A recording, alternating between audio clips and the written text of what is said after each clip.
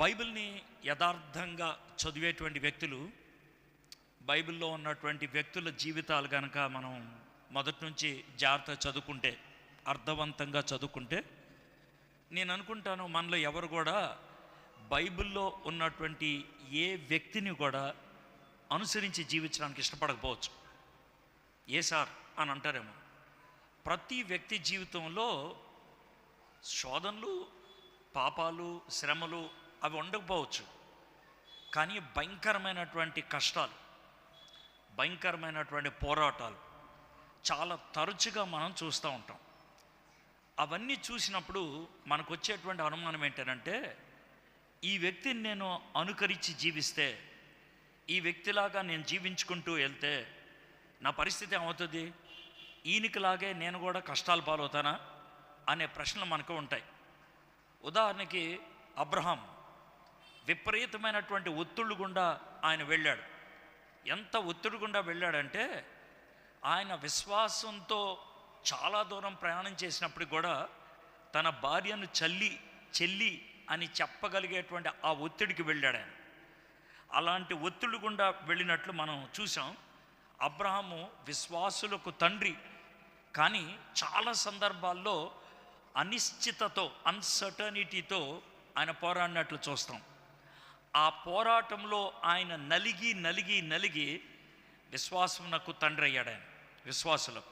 కానీ ఆయన జీవితం ఏదైతే ఉందో చాలా కష్టతరమైంది. ఇక మోషే, ఆయన చావుల మధ్యన పుట్టాడు. అసలు పుట్టికే చావు అవ్వాల్సిందే, కానీ దేవుడైతే కాపాడాడు. కొంతకాలం బతికేశాడు. 40 ఏళ్ళు తను ఎందుకు బతుకుతున్నాడో కూడా తెలియకుండా బతికాడు ఆయన. 40 ఏళ్ళు తాను చదివిన చదువు, సకల విద్యల్లో ప్రావీణ్యత అంతా చుట్టగట్టి బయటపడేసి గొర్రెలను చూసుకుంటూ, వాటిని చూస్తూ ఇదే నా బతుకిక, I don't have any other thing, అయిపోయింది అన్నట్లు బతికాడు. దేవుడి తర్వాత తనను గొప్పవాడు చేశాడు, నేను కాదనట్లేదు. కానీ మోషే జీవితం అంతా చూస్తే అలాంటి జీవితాన్ని ఎవరు కూడా జీవించడానికి ఇష్టపడరు. ఇక దావీదు, ఉదయకాలం నా బైబిల్ స్టడీలో కూడా అయ్యగారు చెప్తా ఉన్నారు, న్యూటన్ అయ్యగారు. ఎస్, దావీదు జీవితంలో చాలా గొప్ప విషయాలు ఉన్నాయి. కానీ దావీదు చిన్నప్పుడు సొంత తండ్రి అతను నా కొడుకు అని పిలవడానికి సంకోచించాడు. అన్నలు ఆయన్ని చెదరగొట్టుకున్నారు. రాజు అతన్ని చంపుదాము అని అనుకున్నారు. భార్య అతన్ని హేళన చేసింది. కొడుకు చంపాలని ప్రయత్నం చేశాడు. ఇక ఆయనకి శత్రువులు ఎక్కడ లేరు. గొప్ప విశ్వాసి, దేవుని హృదయానుసారుడు. నేను ఆయన క్యారెక్టర్ గురించి మాట్లాడతా, ఆయన లైఫ్ గురించి మాట్లాడతాను. ఇన్ని శోధనలు గుండా, ఇన్ని కష్టాలు గుండా వెళ్ళినటువంటి దావీదు జీవితాన్ని అనుకరించడం నాకొద్దు బాబు, ఐ డోంట్ వాంట్, నాకు దావీదు లాంటి జీవితం నాకొద్దు అని నేను అంటాను. ఇక దానియేలు, బహుశా 15-16 ఏళ్ళప్పుడు ఆయన ఎత్తుకొని వెళ్ళిపోయారు. 15-16 ఏళ్ళప్పుడు ఆయన ఒక బానిసగా నుంచో పెట్టారు. అలాంటి వయసు నుంచి ఆయన పోరాడుతూనే ఉన్నాడు. తన విశ్వాసానికి పోరాటం వచ్చింది. ఎదిగిన తర్వాత, ఒక స్థాయికి వచ్చిన తర్వాత ఆయనకి ప్రొఫెషనల్ రైవలరీ ఎక్కువైపోయింది. తన తోటి వాళ్ళంతా కూడా తన్ని కించపరచాలని, తన్ని తప్పు పట్టాలని చచ్చిపోయేదాకా ఆయన మీద రకరకాల ప్రయోగాలు చేస్తూనే ఉన్నారు. దానియేలు లైఫ్ నాకొద్దు అని అనిపిస్తుంది. ఇక కొత్త నిబంధనలోకి వస్తే కనుక పౌలు, ఆయన ఏదో డిగ్రీలు సంపాదించినట్లు, లేకపోతే అవార్డులు సంపాదించినట్లు, ఎవరన్నా ఒక స్పోర్ట్స్ మ్యాన్ ఇంటికి వెళ్తే ఎదురుగా షీల్డ్లు ఉన్నట్లు తనకు తగిలిన దెబ్బలన్నీ కూడా ఆ విధంగా వివరించుకుంటూ వచ్చాడు ఆయన. నన్ను 39 సార్లు 5 సార్లు కొట్టారు, 39 దెబ్బలు. ఈ విధంగా ఆయన వివరించుకుంటూ వస్తూ ఉన్నట్లయితే, పౌలులాగా నువ్వు జీవిస్తూ ఉంటే అమ్మో నాకొద్దు బాబు అని అనిపిస్తుంది. ఇక పేతురు, ముందు అస్తవ్యస్తల గుండా వెళ్ళాడు, కింద మీద పడుతూ వెళ్ళాడు. సరే, మొత్తానికి స్థిరపడ్డాడంటే ఆయన్ని జైల్లో పెట్టారు, హింసించారు, చివరికి తిరగేసి సిలువేశారు. అలాంటి జీవితమా నాకొద్దు అని అనిపిస్తుంది. అయితే జాగ్రత్తమనండి, నేను ఇప్పుడు ఒక స్టేట్మెంట్ వేస్తాను, మీకు కొంచెం కష్టతరంగా ఉంటుంది. ఏమనంటే, బైబిల్లో కొన్ని క్యారెక్టర్స్ మాత్రమే ముందు పెట్టాను, నేను అన్నీ పెట్టలేదు. అన్నీ పెట్టాలనుకుంటే కూడా పెట్టచ్చు.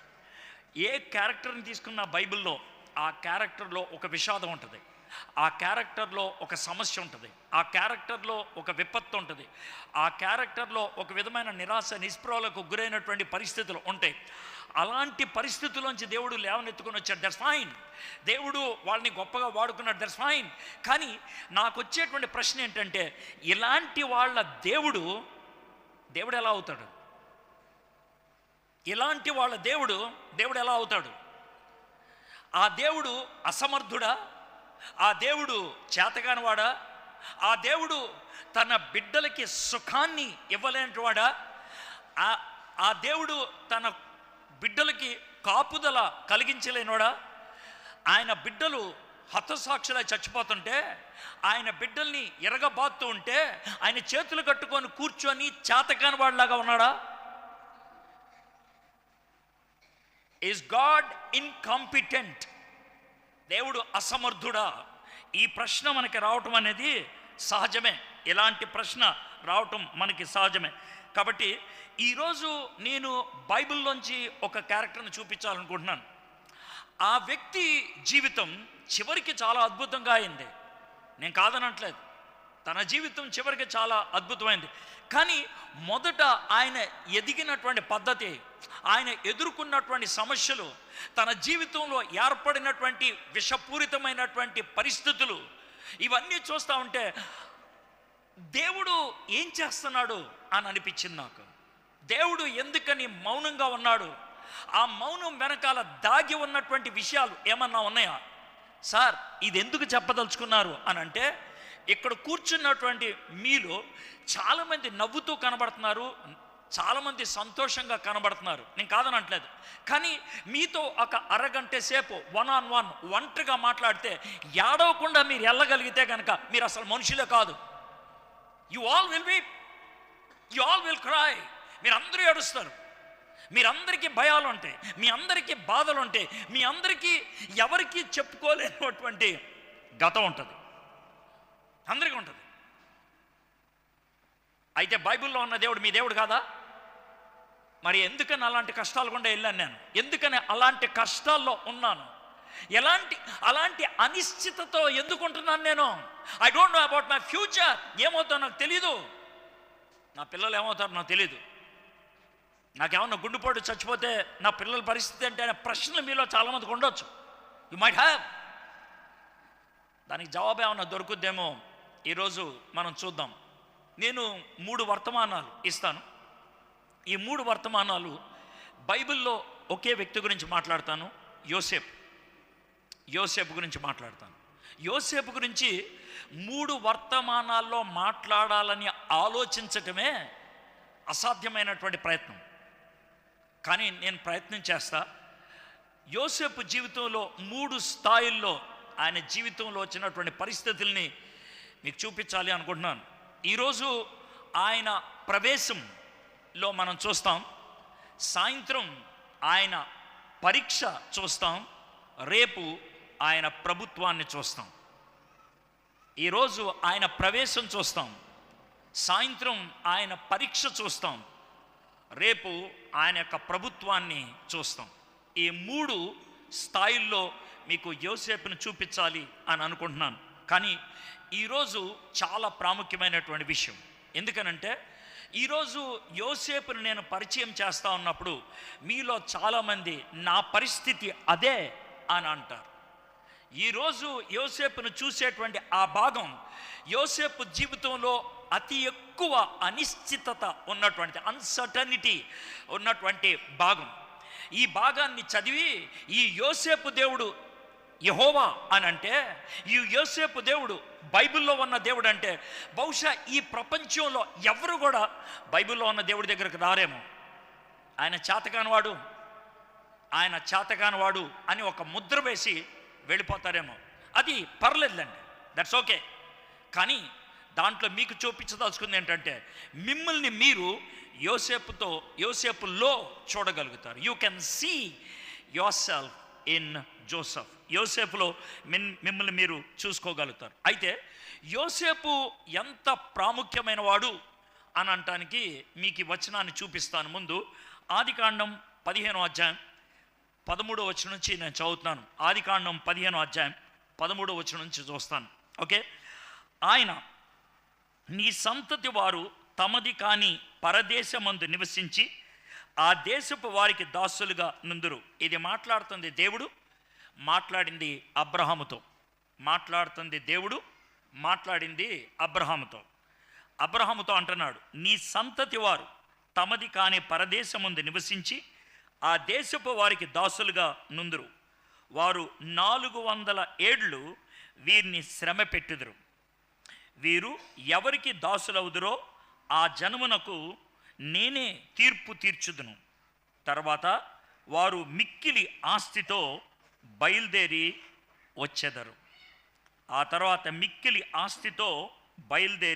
వచ్చెదరు. నీవు క్షేమంగా నీ పితరుల యొద్దకు పోయేదవు, మంచి వృద్ధాప్యమందు పాతి పెట్టబడదు. ఇది దేవుడు అబ్రహాముతో చెప్పినటువంటి మాట. 400 సంవత్సరాలు ఇశ్రాయేలీలు ఐగుప్తు దేశములో, తమది కాని దేశములో వాళ్ళ దగ్గర బానిసలుగా ఉంటారు. కానీ ఆ 400 సంవత్సరాలు జీవించటానికి వాళ్ళకి బేస్ ఎలా దొరికింది, వాళ్ళకి అలాంటి అవకాశం ఎలా దొరికింది, 400 సంవత్సరాలు వాళ్ళని బతకనిచ్చింది ఎందుకని, వాళ్ళు మిక్కిలి ఆస్తిపరులు అవ్వటానికి ఏంటి కారణం? దేవుడు వాళ్ళ పట్ల ఉన్నటువంటి ప్రణాళిక, ఈ ప్రాముఖ్యమైనటువంటి ప్రణాళిక నెరవేరటానికి ఎవరైనా అతి ప్రాముఖ్యమైనటువంటి క్యారెక్టర్ ఉన్నాడానంటే అది యోసేపు. వన్ మ్యాన్, ఒక్క మనిషి దేవుడు అబ్రహాముకి ఇచ్చినటువంటి ఈ అద్భుతమైనటువంటి ఈ వాగ్దానాన్ని నెరవేర్చటం కానీ దేవుడు ఏర్పరచుకున్నటువంటి తన బిడ్డ. He is God's chosen vessel. ఆ ప్రాముఖ్యమైనటువంటి పాత్ర ఏ విధంగా దేవుడు రూపకల్పన చేశాడు, దేవుడు ఏ విధంగా యోసేపుని 400 సంవత్సరాలు ఇశ్రాయేలీలు ఒక దేశములో 20 లక్షల మంది ఉండటానికి ఏ విధంగా కారకుడయ్యాడు. సో దాన్ని మనం చూడబోతున్నాం. దీంట్లో మనం చాలా పాఠాలు నేర్చుకుంటాం. నెంబర్ 1, యోసేపు ఎదుర్కొన్నటువంటి శ్రమలు, బహుశా మీ శ్రమలు లాంటి ఏమో. నెంబర్ 2, యోసేపు ఎదుర్కొన్నటువంటి ప్రశ్నలు మీరు ఎదుర్కొంటున్నటువంటిదేమో. యోసేపు శత్రుత్వంలోకి వెళ్ళిపోయాడు అందరికీ. యోసేపుని అందరూ అసహ్యించుకున్నారు. యోసేపు అందరూ హేట్ చేశారు, ఆయన్ని చీకొట్టారు, ఆయన్ని కాదని అన్నారు. అయితే అలాంటి పరిస్థితుల్లో మీరు ఉన్నారేమో. సో మోసం చేయబట్టానికి ఆయన చాలా అవకాశాలు ఉన్నాయి, అలాంటి పరిస్థితుల్లో ఉన్నారేమో. అయితే ఆ యోసేపుని దేవుడు అనుకున్నటువంటి మార్గంలో వెళ్తూ ఉన్నప్పుడు ఒక బానిస ఒక భరోసా ఇచ్చేవాడయ్యాడు. ఎవరికి? తన దేశానికి, తన కుటుంబానికి భరోసా ఇచ్చేవాడయ్యాడు. బాధ్యత కలిగినటువంటి వ్యక్తిగా మారగలిగాడు. ఈ మార్పు మనము ఈ 3 వర్తమానాల్లో మనం చూడగలుగుతాం. ఆదికాండంలో 50 అధ్యాయాల్లో అతి ఎక్కువ స్థానం, అతి ఎక్కువ స్కోప్, అతి ఎక్కువ వాక్య వివరణ ఇచ్చింది అబ్రహాంకి. 14 అధ్యాయాల్లో అబ్రహాం గారు కనబడతారు. 14 అధ్యాయాల్లో అబ్రహాం గారు కనబడతారు. అయితే నెంబర్ 2 స్థానం ఎవరిదంటే యోసేపుది. యోసేపు గారు 12 అధ్యాయాల్లో కనబడతారు. 12 అధ్యాయాల్లో కనబడతారు. యోసేపుని మన పితరుడు అని థియోలాజియన్స్ అనరు. మన పితరులు అని ముగ్గురినే సంబోధిస్తూ ఉంటారు, అబ్రహాము, ఇస్సాకు, యాకోబు. ఎందుకంటే యాకోబు నుంచి 12 తరాల వాళ్ళు వచ్చారు, 12 గోత్రాల వాళ్ళు. యోసేపు అందుట్లో ఒకడు కాబట్టి ఆయన్ని పితరుడు అని అనరు. ఇశ్రాయేల్తో ఆగిపోతారు, లేకపోతే యాకోబుతో ఆగిపోతారు. ఈరోజు మనం 37వ అధ్యాయంలో కొన్ని వచనాలు మాత్రం చూద్దాం. 36 వచనాలు ఉన్నాయి. ఏది 37వ అధ్యాయానికి? 37వ అధ్యాయానికి ఉన్నటువంటి ఈ 36 వచనాలు చాలా టైం పట్టింది. అంటే ఈ 36 వచనాలలో సుమారు 20 సంవత్సరాల్లో జరిగిన విషయాలు రాశారు. 20 సంవత్సరాల్లో జరిగిన విషయాలు. 20 years, 20 సంవత్సరాల్లో ఏం జరిగిందో 36 వచనాల్లో మనకి ఇవ్వటం జరిగింది. కాబట్టి ఈ 20 సంవత్సరాల్లో జరిగినటువంటి ప్రతిరోజు విషయాన్ని రాయలా.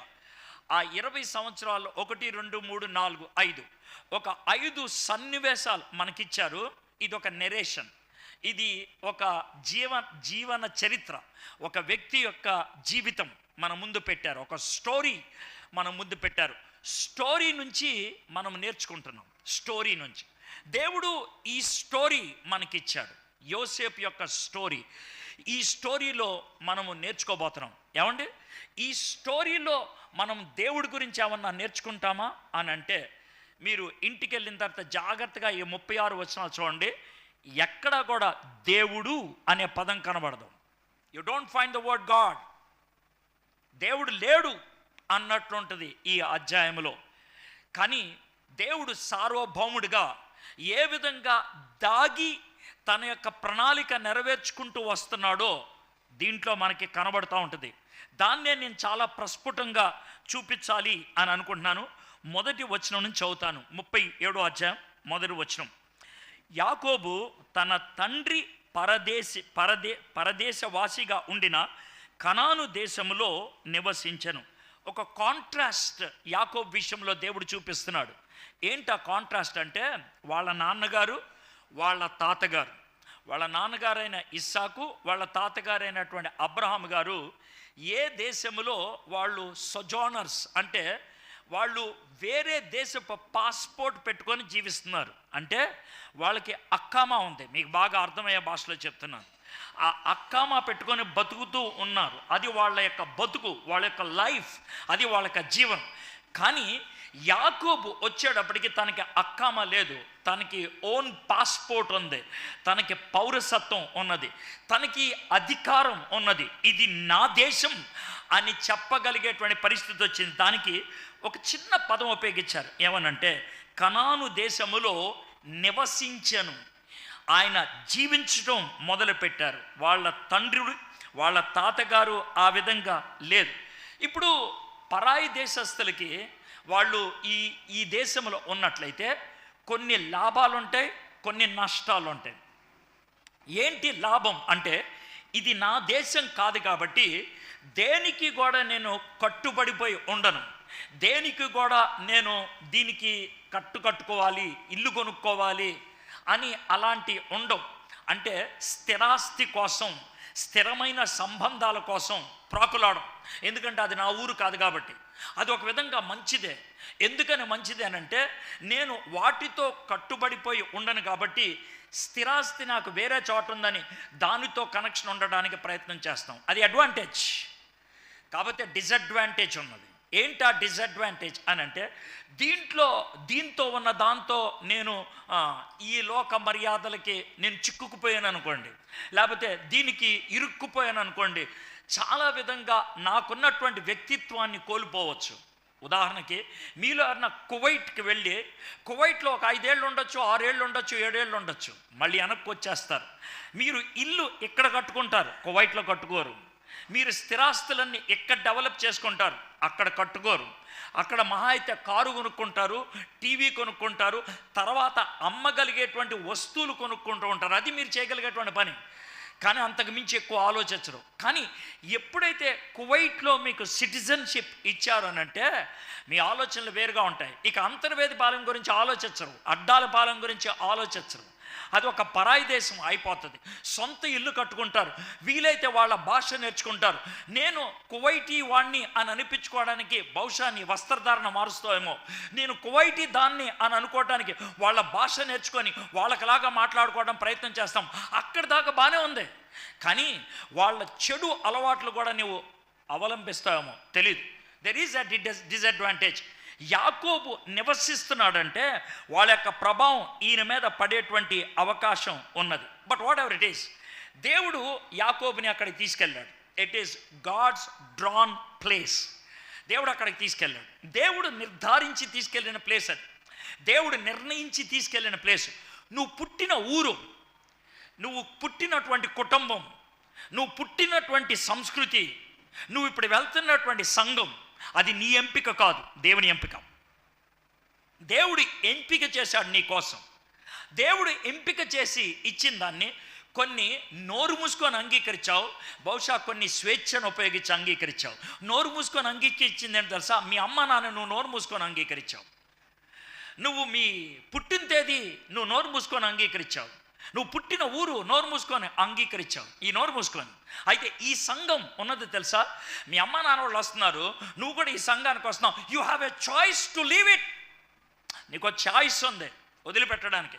కానీ దేవుని ఎంపికను అవునని ఇక్కడ కూర్చొని వాక్యం వింటున్నాం. Praise the Lord. చాలా సంతోషం, చాలా సంతోషం. సో కాబట్టి ఈ 2 రకాలని ఉన్నాయి. But whatever it is, దేవుడు నీ కోసం ఏర్పరిచింది అనేటువంటి విషయాన్ని మనం చూద్దాం. అయితే యాకోబు దేవుడు ఏర్పాటు చేసినటువంటి దేశంలోకి వచ్చాడు. ఆ ఏర్పాటు చేసినటువంటి దేశంలో ఆయనకిచ్చినటువంటి పౌరసత్వాన్ని ఆయన ఆనందిస్తూ ఉన్నాడు, ఆ అధికారాన్ని ఆనందిస్తూ ఉన్నాడు. అక్కడ ఆయనకి పిల్లలు ఉన్నారు. ఆ పిల్లల్లో ఒక పిల్లోడైనటువంటి యోసేపు గురించి మనం చూడబోతున్నాం ఇప్పుడు. That's it. ఆ యోసేపు గురించి మనం చూడబోతున్నాం. యోసేపు గురించి నేను చూడటానికి ముందు 1-2 ఉదాహరణలు చెప్పాలి అని నేను అనుకుంటున్నాను. అయితే ఆ ఉదాహరణలు బహుశా కొంచెం కష్టతరం అవుతుందేమో అని అనిపిస్తుంది. మొన్న ఈ మధ్యన అమెరికా వెళ్ళినప్పుడు నేను చాలా ఉత్తరాన్ని ఉండేటువంటి ఒక రాష్ట్రానికి వెళ్ళాను. దాని పేరు వాషింగ్టన్ అంటారు.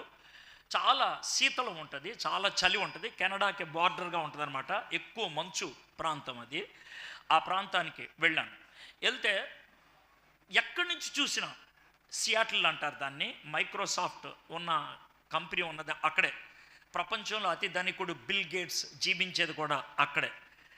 ఆ ఊరు వెళ్ళానమాట, సియాటిల్ అంటారు. అయితే ఆ ఊర్లో ఎక్కడికి వెళ్ళినా కూడా, ఆ ఊరు నుంచి ఎక్కడి నుంచి చూసినా కూడా ఒక కొండ కనబడుతుంది.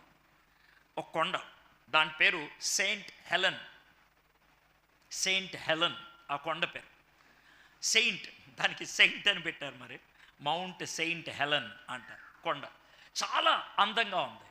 ఆ కొండను చూసి చాలా అందంగా ఉంది, దాని దగ్గరికి వెళ్ళొచ్చా అని అడిగారు. నన్ను తిప్పేటువంటి ఆయన, కారులో తిప్పేటువంటి ఆయన, వెళ్ళొచ్చన్నా, కానీ ఆ కొండ గురించి మీకు ఒక మాట చెప్పాలన్నాడు. ఏంటి అనంటే, ఆ కొండ 2004లో 57 మందిని చంపేసింది అని అన్నాడు. అదేంటన్నా అన్నాడు. 57 మందిని చంపేసింది.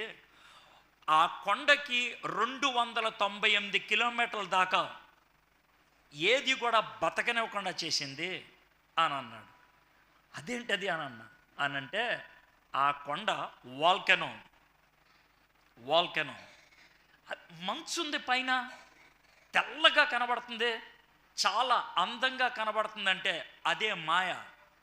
చల్లగా ఉంటుంది, మంచు కనబడుతుంది. ఒకవేళ కనుక ఆ కొండ నువ్వు ఎక్కగలిగితే, ఎక్కడానికి దారులు ఉన్నాయి, ఎక్కగలిగితే పైన ఒక పెద్ద సొరంగం కనబడుతుంది. కింద నుంచి నుప్పులు బయటకు వస్తాయి. అప్పుడప్పుడు నుప్పులు ఎంత దూరం వెళ్తాయి అంటే 200 కిలోమీటర్ల దూరం దాకా వెళ్తాయి నుప్పులు. ఆ నుప్పు రవ్వలు అంత దూరం ఇసురుద్ది. దాంట్లోంచి వచ్చేటువంటి లావా వేడిని ఎవడు తట్టుకోలేడు. దానికి అడ్డొచ్చింది దేన్నైనా సరే కరగబెట్టేస్తుంది. అది ఒక లైవ్ వాల్కనో. మళ్ళీ ఎప్పుడు పొంగుద్దో తెలీదు, ఎప్పుడు దాని యొక్క విషవాయువు కక్కుద్దో తెలీదు అని అన్నప్పుడు నాకు చాలా భయం వేసింది. చూడటానికి చాలా అందంగా ఉంది, కానీ వెళ్ళటానికి భయం వేసింది. మన లైఫ్లో కొంతమంది అలాంటి వాళ్ళు ఎదురవుతూ ఉంటారు. వాళ్ళు చూడటానికి చాలా మర్యాదగా ఉంటారు, చూడటానికి చాలా మంచి వాళ్ళలాగా ఉంటారు, కానీ వాళ్ళతో కొన్ని మాటలు మాట్లాడేటప్పటికి అర్థమవుద్ది వాళ్ళు విషం అనేసి, వాళ్ళు భయంకరం అనేటువంటిది. ఈ 2 ఉదాహరణలు ఎందుకు చెప్పానంటే, యోసేపు జీవితాన్ని 37వ అధ్యాయంలో చదువుతూ ఉంటే, జాగ్రత్తవనండి, యోసేపు జీవితాన్ని చదువుతూ ఉంటే పైన కనబడేది ఒకటి, కనబడకుండా దాగి ఉన్నది ఇంకొకటి. కనబడేది ఒకటి, కనబడకుండా దాగి ఉండేది ఇంకొకటి. కాబట్టి ఈ 37వ అధ్యాయాన్ని ఆధారం చేసుకొని మనకి కనబడకుండా ఉండేటువంటి 3 విషయాల గురించి నేను మాట్లాడతాను. 3 things ఆర్ హిడెన్. 3 విషయాలు పైకి కనబడవు కానీ లోనడి పని. జాగ్రత్తమేనండి, ఈ 3 విషయాలు యోసేపుగా కాదు మనందరికీ కూడా ఉంటాయి. ఈ 3 విషయాలు మనందరికీ ఉంటాయి. ఈ 3 విషయాలు ఎవరైతే గ్రహించి ఆ 3 విషయాల్ని బతకడానికి ప్రయత్నం చేస్తారో, సవాళ్ళు ఉంటాయి, శ్రమలు ఉంటాయి, కొట్లాట్లు ఉంటాయి, వైరాలు ఉంటాయి, వైవిధ్యాలు ఉంటాయి, వ్యతిరేకించే వాళ్ళు ఉంటారు. వీటన్నిటి మధ్యన జాగ్రత్తవనండి, బయట మన శరీరం కరిగిపోతున్నా, మన జీవితం కాలిపోతున్నా, షలోం సమాధానం గుండె లోతుల్లో అనుభవించి బతకగలుగుతాం. ఈ 3టిని గమనించగలిగినట్లయితే. ఏంటి సార్ ఆ 3 థింగ్స్ అంటే నేను ముందే చెప్పేస్తాను టైటిల్గా, తర్వాత నెమ్మదిగా మనం చదువుకుంటూ వెళ్దాం. మొదటిది దాగి ఉన్న కష్టాలు.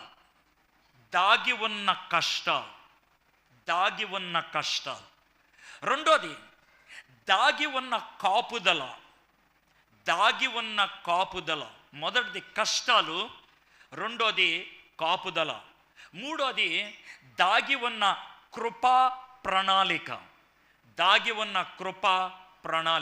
3 దాగి ఉన్న విషయాలు ఈ 37వ అధ్యాయంలో మనం యోసేపు జీవితాన్ని చూస్తున్నప్పుడు మనకు అర్థం అవుతుంది. ఇదొక స్టోరీ కాబట్టి, ఇదొక జరిగిన సన్నివేశం కాబట్టి, స్టోరీ చదువుకుంటూ వెళ్తున్నప్పుడు చాలా ఈజీగా ఈ 3 విషయాలు మనకి బయటకు వచ్చేస్తూ ఉంటాయి.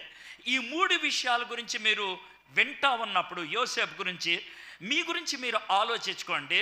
మీరు వేరే పనికిమాలిన విషయాలు ఆలోచించకుండా మీ గురించి మీరు ఆలోచించుకోండి. మీలో చాలామంది నా లైఫ్ యోసేపు లాంటిది ఈ విషయంలో, నా లైఫ్ యోసేపు లాంటిది ఈ విషయంలో అని ఏదో విషయంలో మిమ్మల్ని మీరు యోసేపులో చూసుకోగలుగుతారు.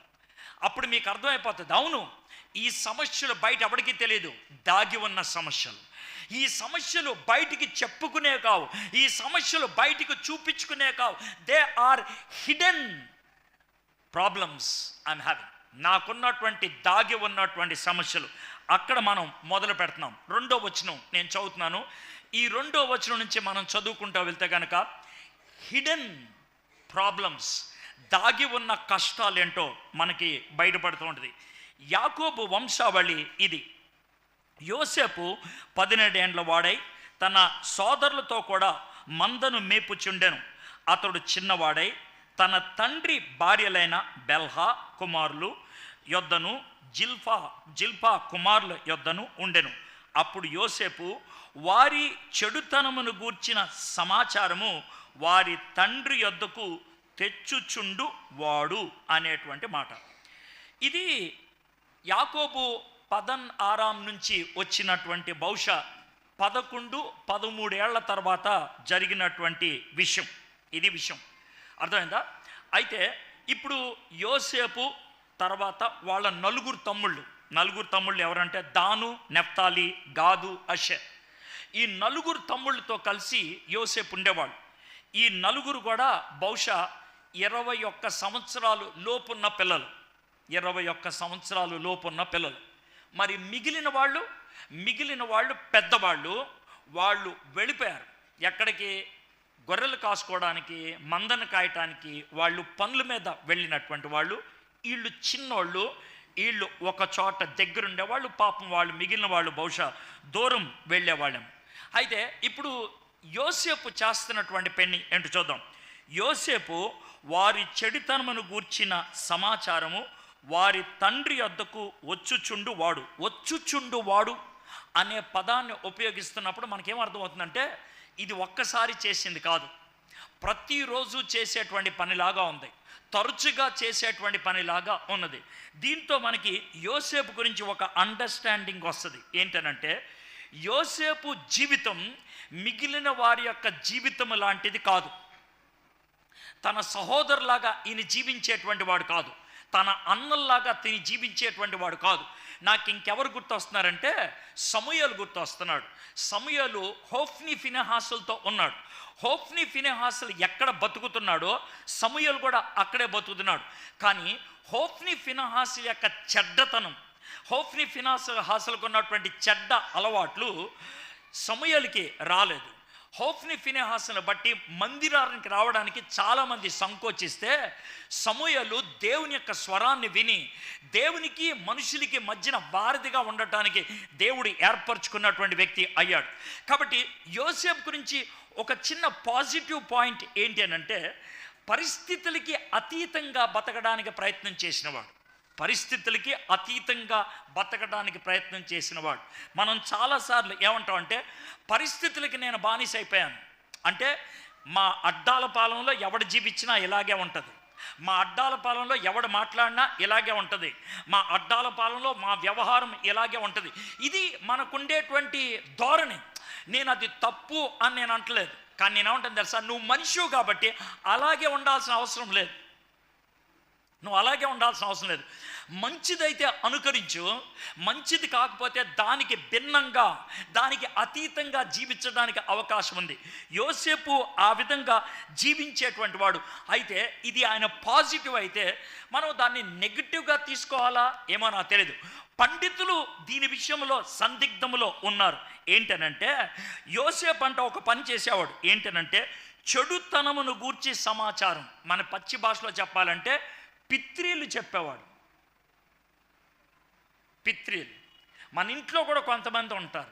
మమ్మీ ఇదిగో ఇది గీకుతుంది, మమ్మీ ఇది చదవట్లేదు, మమ్మీ ఇది మాంసం మొక్క పక్కన పెట్టేసింది, మమ్మీ ఇది చిక్కుడుకాయ పక్కన పెట్టింది, మమ్మీ ట్యాబ్లెట్ వేసుకోలేదు చెట్టులో ఇసిరేసింది. ఇవన్నీ చెప్పేవాళ్ళు ఉంటారు మన ఇంట్లో, పిత్రీలు చెప్పేవాళ్ళు. అయితే గుర్తుపెట్టుకోండి, పిత్రీలు చెప్పేవాళ్ళు అబద్ధాలు చెప్పరు, ఎప్పుడు అబద్ధాలు చెప్పరు, వాళ్ళు నిజమే చెప్తారు. వాళ్ళు నిజం చెప్తారు, ఉద్దేశం మాత్రం వేరు. ఏంటనంటే, ఆ నిజం వాళ్ళని కష్టపెట్టాలనేది వాళ్ళ యొక్క ఉద్దేశం, ఆ నిజం వాళ్ళని సమస్యలోకి తయ్యాలనేది వాళ్ళ యొక్క ఉద్దేశం. యోసేపు నిజమే చెప్పుండి ఉంటాడు, ఆయన అబద్ధం చెప్పుండడు. యోసేపు వాళ్ళ నలుగురు తమ్ముళ్ళు, వాళ్ళ నలుగురు అన్నయ్యలు ఏ విధంగా చెడ్డ పనులు చేస్తున్నారో అదే చెప్పుండి ఉంటాడు. But we don't know the reason, ఎందుకు చెప్పున్నాడో తెలియదు మనకి. డాడీ అడిగితే చెప్పాడా, లేకపోతే ఈయనే కావాలని చెప్పాడా నాకు తెలీదు, but he was doing it. ఇప్పుడు 3వ వచనంలోకి వద్దాం. మరియు యోసేపు ఇశ్రాయేలీయుల వృద్ధాప్యమందు పుట్టిన కుమారుడు గనక తన కుమారులు అందరికంటే ఎక్కువగా అతన్ని ప్రేమించి అతని కొరకు విచిత్రమైన నిలువుటంగిని కుట్టించను. అతని సహోదరులు తమ తండ్రి అతనిని అందరికంటే ఎక్కువగా ప్రేమించుట చూచినప్పుడు వారు అతని మీద పగపెట్టి మనము 9వ వచనం దాకా చదువుతాం. ఈ పగపెట్టి అనే మాట 4 సార్లు కనబడుతుంది. పగపెట్టి అతని క్షేమ సమాచారమైనను అడగలేకపోయిరి. మొదటిది యోసేపు నుంచి మనం నేర్చుకుంది ఏంటనంటే, తాను యథార్థవంతుడే కానీ చెడ్డ సమాచారాన్ని తీసుకొచ్చేవాడు. తను యథార్థవంతుడే, చెడ్డ సమాచారాన్ని తీసుకొచ్చేవాడు. రెండోది, యాకోబు, మనం బాల్యం దగ్గర నుంచి వచ్చేద్దాం, అప్పుడు యోసేపు దగ్గరకు వస్తే చాలా క్లియర్గా అర్థమవుద్ది. యాకోబు బాల్యమందు ఒకటి మిస్ అయ్యాడు. ఏం మిస్ అయ్యాడు? బహుశా తండ్రి ప్రేమను మిస్ అయి ఉంటాడు. ఎందుకనంటే, ఇస్సాకు తన కాన్సన్ట్రేషన్ అంతా కూడా ఏసావు మీద ఉంది. ఏసావు నా ప్రథమ పుత్రుడు, ఏసావుని నేను ఏ విధంగా అయినా కూడా ప్రథమ స్థానానికి తీసుకెళ్ళాలి, నా యొక్క తదనంతరం ఏసావు ఉండాలని ఇస్సాకు చాలా ప్రయత్నం చేశాడు. దేవుడు చాలా పద్ధతుల్లో చెప్పాడు. ఇస్సాకుతో కానీ, ఇస్సాకు భార్యతో కానీ, రెబెక్కతో కానీ దేవుడు చాలా స్పష్టంగా చెప్పింది ఏంటంటే, యాకోబు నాకు ప్రాముఖ్యం, ఏసావు కాదు చెప్పాడు. కానీ ఎందుకో తండ్రి ఏసావుని ఎక్కువ ప్రేమించాడు. కాబట్టి యాకోబుకి తండ్రి ప్రేమ లోటైంది. He was missing father's love. అర్థమైందా? సరే, ఎప్పుడైతే తండ్రి ప్రేమ మిస్ అయిందో, గుర్తుపెట్టుకోండి, తల్లిదండ్రులు ప్రేమ పిల్లల పట్ల చూపించకపోతే ఏం జరుగుద్ది అంటానికి ఇది ఒక చిన్న నిదర్శనం. బైబిల్లో ఈ విషయాలు ఈ విధంగా రాయటం బట్టి ఇది మెయిన్ ఇంటెన్షన్ కాదు, ఇది ప్రాముఖ్యమైన ఉద్దేశం కాదు, ఓ చిన్న పాయింట్గా దీన్ని నేర్చుకోవటం అంతే. చిన్న పాయింట్గా ఏంటంటే, ఎప్పుడైతే యాకోబుకి తండ్రి దగ్గర నుంచి దొరకాల్సిన ప్రేమ దొరకలేదో, ఆ ప్రేమ కోసం బయట తాపత్రయపడితే రేచల్ కనబడింది, అందంగా కనబడింది రేచల్. ఆ రేచల్ తన్ని ప్రేమిస్తే ఆ ప్రేమలో తాను కోల్పోయిన తండ్రి ప్రేమను తాను పొందొచ్చు అని అనుకున్నాడు. ఎంత పిచ్చిగా ప్రేమించాడంటే ఆమె కోసం 14 ఏళ్ళు కష్టపడటానికి ఇష్టపడ్డాడు. నీ కొడుకు కానీ కూతురు కానీ పరాయి ప్రేమ వలలో పడిపోవటం మీరు గమనించారా? అది వల కాదు, చిక్కు అన్నట్లు అనిపించిందా? ఎంతమంది మాట్లాడుతున్నా బయటికి రాలేనటువంటి పరిస్థితి లాగా మీకు అనిపిస్తుందా? బహుశా ఇది కారణమేమో. నువ్వు అందించాల్సిన ప్రేమ అందించలేదు కాబట్టి, నువ్వు ఇవ్వాల్సినటువంటి గుర్తింపు ఇవ్వలేదు కాబట్టి, ఆ ప్రేమ కోసం ఆ గుర్తింపు కోసం బయటికి వెళ్ళారేమో. This is not main point, but you can just learn from it. సరే, రేచల్కి పిల్లలు పుట్టలేదు.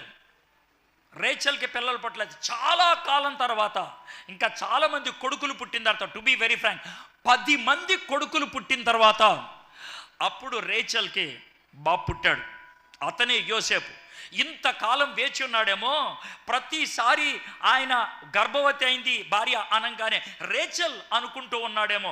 కానీ రేచల్ కాదు మొదటి భార్య, లేకపోతే మొదటి ఉంపుడుగత్తు, లేకపోతే రెండో ఉంపుడుగత్తు. ఈ విధంగా కాంక్యుబైన్స్, వైఫ్స్ వీళ్ళు అవుతున్నారు. కానీ రేచల్ గర్భవతి అవ్వట్లేదు. ఫైనల్గా గర్భవతి అయింది, బాబు పుట్టాడు. ఆ బాబుని ప్రేమించడం మొదలుపెట్టాడు. ఆ బాబుని ప్రేమించడంలో బహుశా 2 కారణాలు ఉన్నాయేమో. నెంబర్ 1, నా తండ్రి నన్ను ప్రేమించలేదు, నా కొడుకు అలా ఫీల్ అవ్వకూడదని బాగా ప్రేమించాడేమో. I don't know. So whatever it is.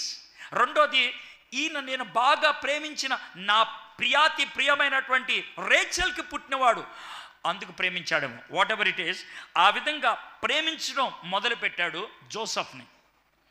అయితే రేచల్ మళ్ళీ గర్భవతి అయింది, బాబుని కంటూ చచ్చిపోయింది, బెంజామిన్ని కంటూ చచ్చిపోయింది. That's it. ఇక యోసేపులో తన చచ్చిపోయినటువంటి భార్యను చూసుకుంటూ ఉండిపోయాడేమో.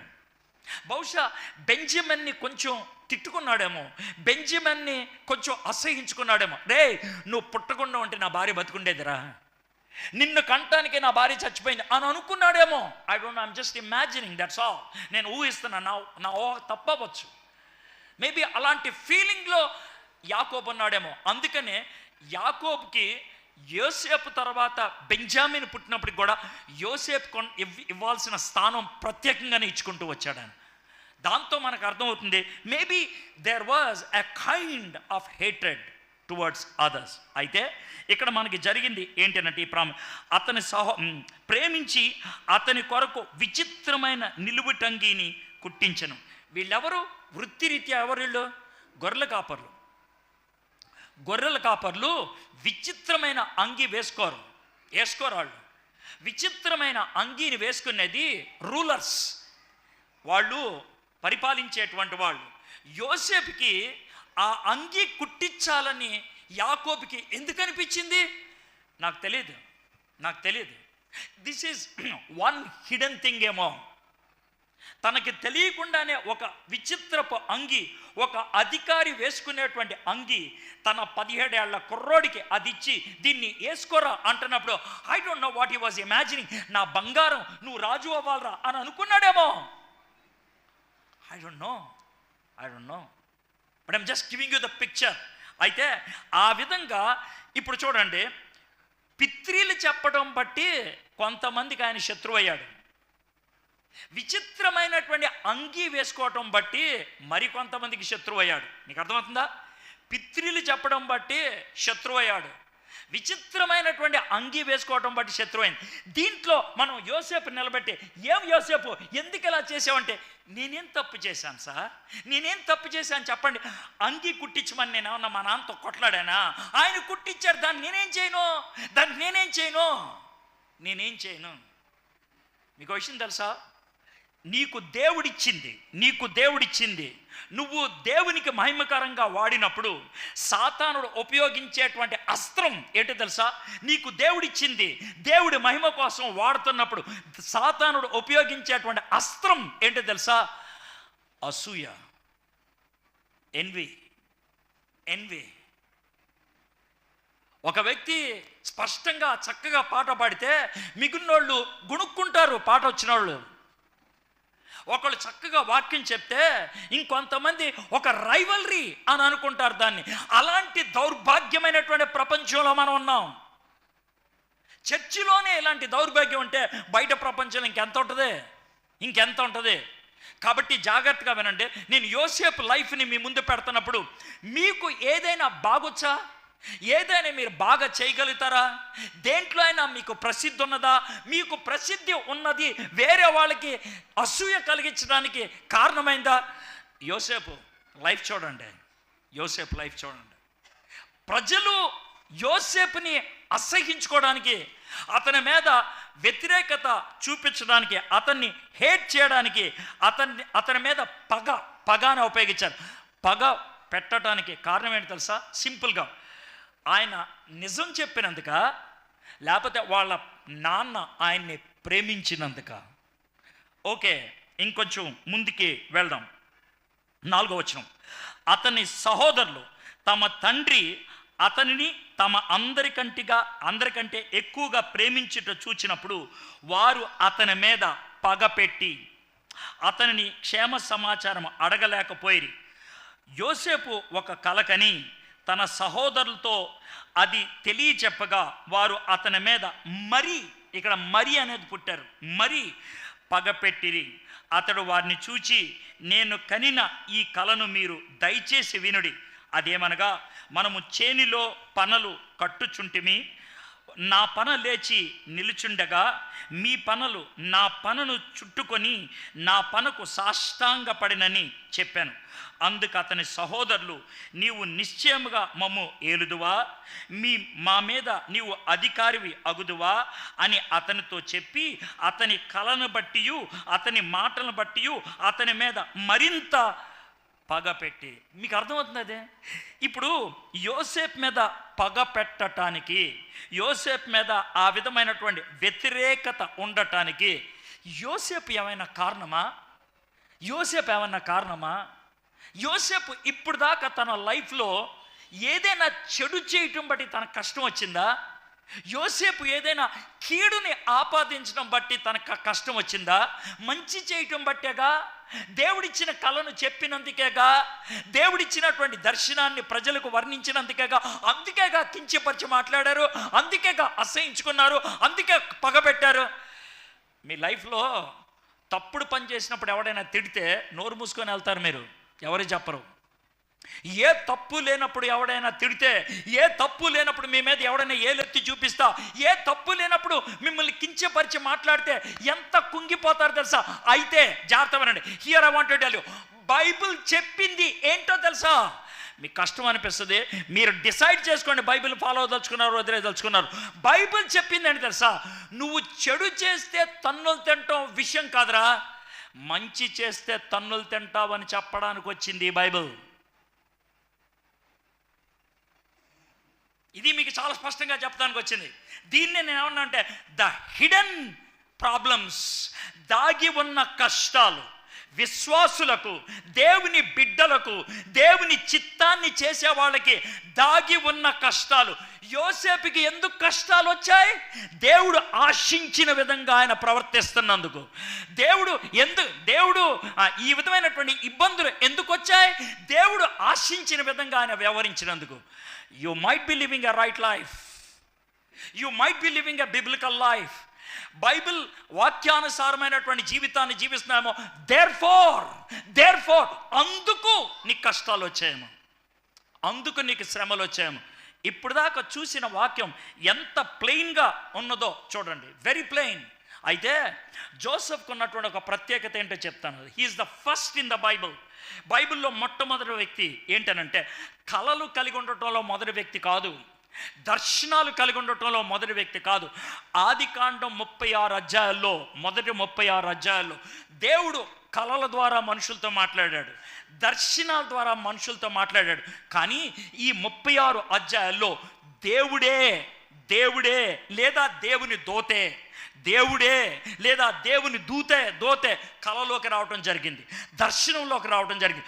మొట్టమొదటిసారిగా బైబిల్లో దేవుడి యొక్క ముఖ చిత్రము లేకుండా, దేవుని యొక్క మాట లేకుండా, దేవుని యొక్క స్వరము లేకుండా ఏయో పనలు కనబడ్డాయి, పన ఒకటి నుంచొని ఉంది, మిగిలిన పనులన్నీ పడిపోయినాయి. అంతే. ఇమేజ్. దేవుడు ఒక ఇమేజ్ ఉపయోగించి ఒక వ్యక్తితో మాట్లాడటం జరిగింది మొట్టమొదటిసారిగా యోసేపే. ఆ యోసేపు గుర్తించాడు ఇది దేవుడి దగ్గర నుంచి వచ్చిన కళని. ఆయన గుర్తించి ఆయన చెప్పడం మొదలు పెట్టేశాడు. అయ్యా, ఇలాంటి కళ నాకు వచ్చింది అని అతనికి చెప్పాడు. అయితే చెప్పితే ప్రజలు గుర్తించలేదు. ప్రజలు ప్రశ్నలు వేయటం మొదలుపెట్టారు. నువ్వు మా మీద వెళ్దాం అనుకుంటున్నావా? నువ్వు మా మీద ప్రభుత్వం చేయదలుచుకుంటున్నావా? పైగా వచ్చిన కళ ఏంటో మీకు అర్థమైందా? యోసేపు లైఫ్ గురించి మీకు కొద్దో గొప్ప తెలుసు కాబట్టి మీరు ఈ కళను ఈ విధంగా అధ్యయనం చేస్తున్నప్పుడు మీకు గగ్గురుపాటు కలిగించి ఎంటుకలు నెక్కపరుచుకునేటువంటి సన్నివేశం ఏంటంటే, దేవుడు చూపించినటువంటి కళ ఏంటి అని అంటే, దర్శనం అదే కళలో చిత్రం ఏంటంటే, ఒక పన నిలబడింది, మిగిలిన పనులన్నీ పడిపోయాయి. పనలోంచి వచ్చేదేంటి? ధాన్యం. పనలోంచి వచ్చేదేంటి? గోధుమలు. పనలోంచి వచ్చేదేంటి? తిండి. మిగిలిన 11 కింద పడిపోయినప్పుడు వీళ్ళు తిండి లేకుండా కాళ్ళు పట్టుకున్నప్పుడు తిండి పెట్టేది నేనే. యోసేపు చేసింది అదా కాదా చెప్పండి? యోసేపు చేసింది అదే. కరువు విస్తృతంగా వ్యాప్తి చెందుతున్నప్పుడు తిండి కోసం పర్టికులర్గా వాళ్ళు వచ్చింది, బొచ్చి తీసుకొని వచ్చింది. అంటే తెలుసా, మా దగ్గర బంగారం ఉంది, మా దగ్గర గుగ్గిలం ఉంది, మా దగ్గర సాంబ్రాణి ఉంది, మా దగ్గర రకరకాలైన వస్తువులు ఉన్నాయి, ఇవన్నీ ఇస్తాం, మాకు కొంచెం తిండిస్తారా తినటానికి, మాకు తిండిస్తారా తినటానికి అని అడుక్కోవడానికి వచ్చాడు. ఆ పనొక్కటే నుంచోనుంది, ఆ పనొక్కటే నించోనుంది. కానీ అది దగ్గర 17 ఏళ్ల తర్వాత 18 ఏళ్ల తర్వాత నిజమైన విషయం. 18 ఏళ్ల తర్వాత నిజమైన విషయం. ఆ కళ వచ్చినప్పటి నుంచి నియర్లీ 18 to 20 years పట్టింది అది నెరవేరటానికి. ఆ కళ నెరవేరేటంత వరకు కూడా నీకు చిత్రహింసలేగా, ఆ కళ నెరవేరేటంత వరకు కూడా ప్రజలు నిన్ను హేళన చేసేవాళ్ళేగా. 23వ సంవత్సరం జనవరి 1వ తారీఖు నేను ఒక మాట అన్నా. నన్ను 4 నెలలు ఏపారు, 4 నెలలు ఏపారు. ప్రతి కనబడినాడు నా మీద ట్రోలింగ్ చేసి తిట్టాడు. ప్రతి కనబడినాడు, వాడికి విలువన్నా లేకపోయినా, వాక్యం తెలిసినా తెలవకపోయినా ప్రతి ఒక్కడు నన్ను తిట్టాడు. కానీ 5 నెలల నుంచి మారిపోయింది పరిస్థితి. కొంతమంది మాట్లాడటానికి దమ్ము లేక, సిగ్గు లేక నోరు మూసుకొని ఉంటే, కొంతమంది మాత్రం చెప్పగలిగారు, మేము తప్పుగా అనుకున్నాం, కాదు ఇది నిజమే అని, నిజమే అని. నేను ఇక్కడికి చాలా సంవత్సరాల నుంచి వస్తున్నాను, చాలా సంవత్సరాల నుంచి ఒక మాట చెప్తున్నాను.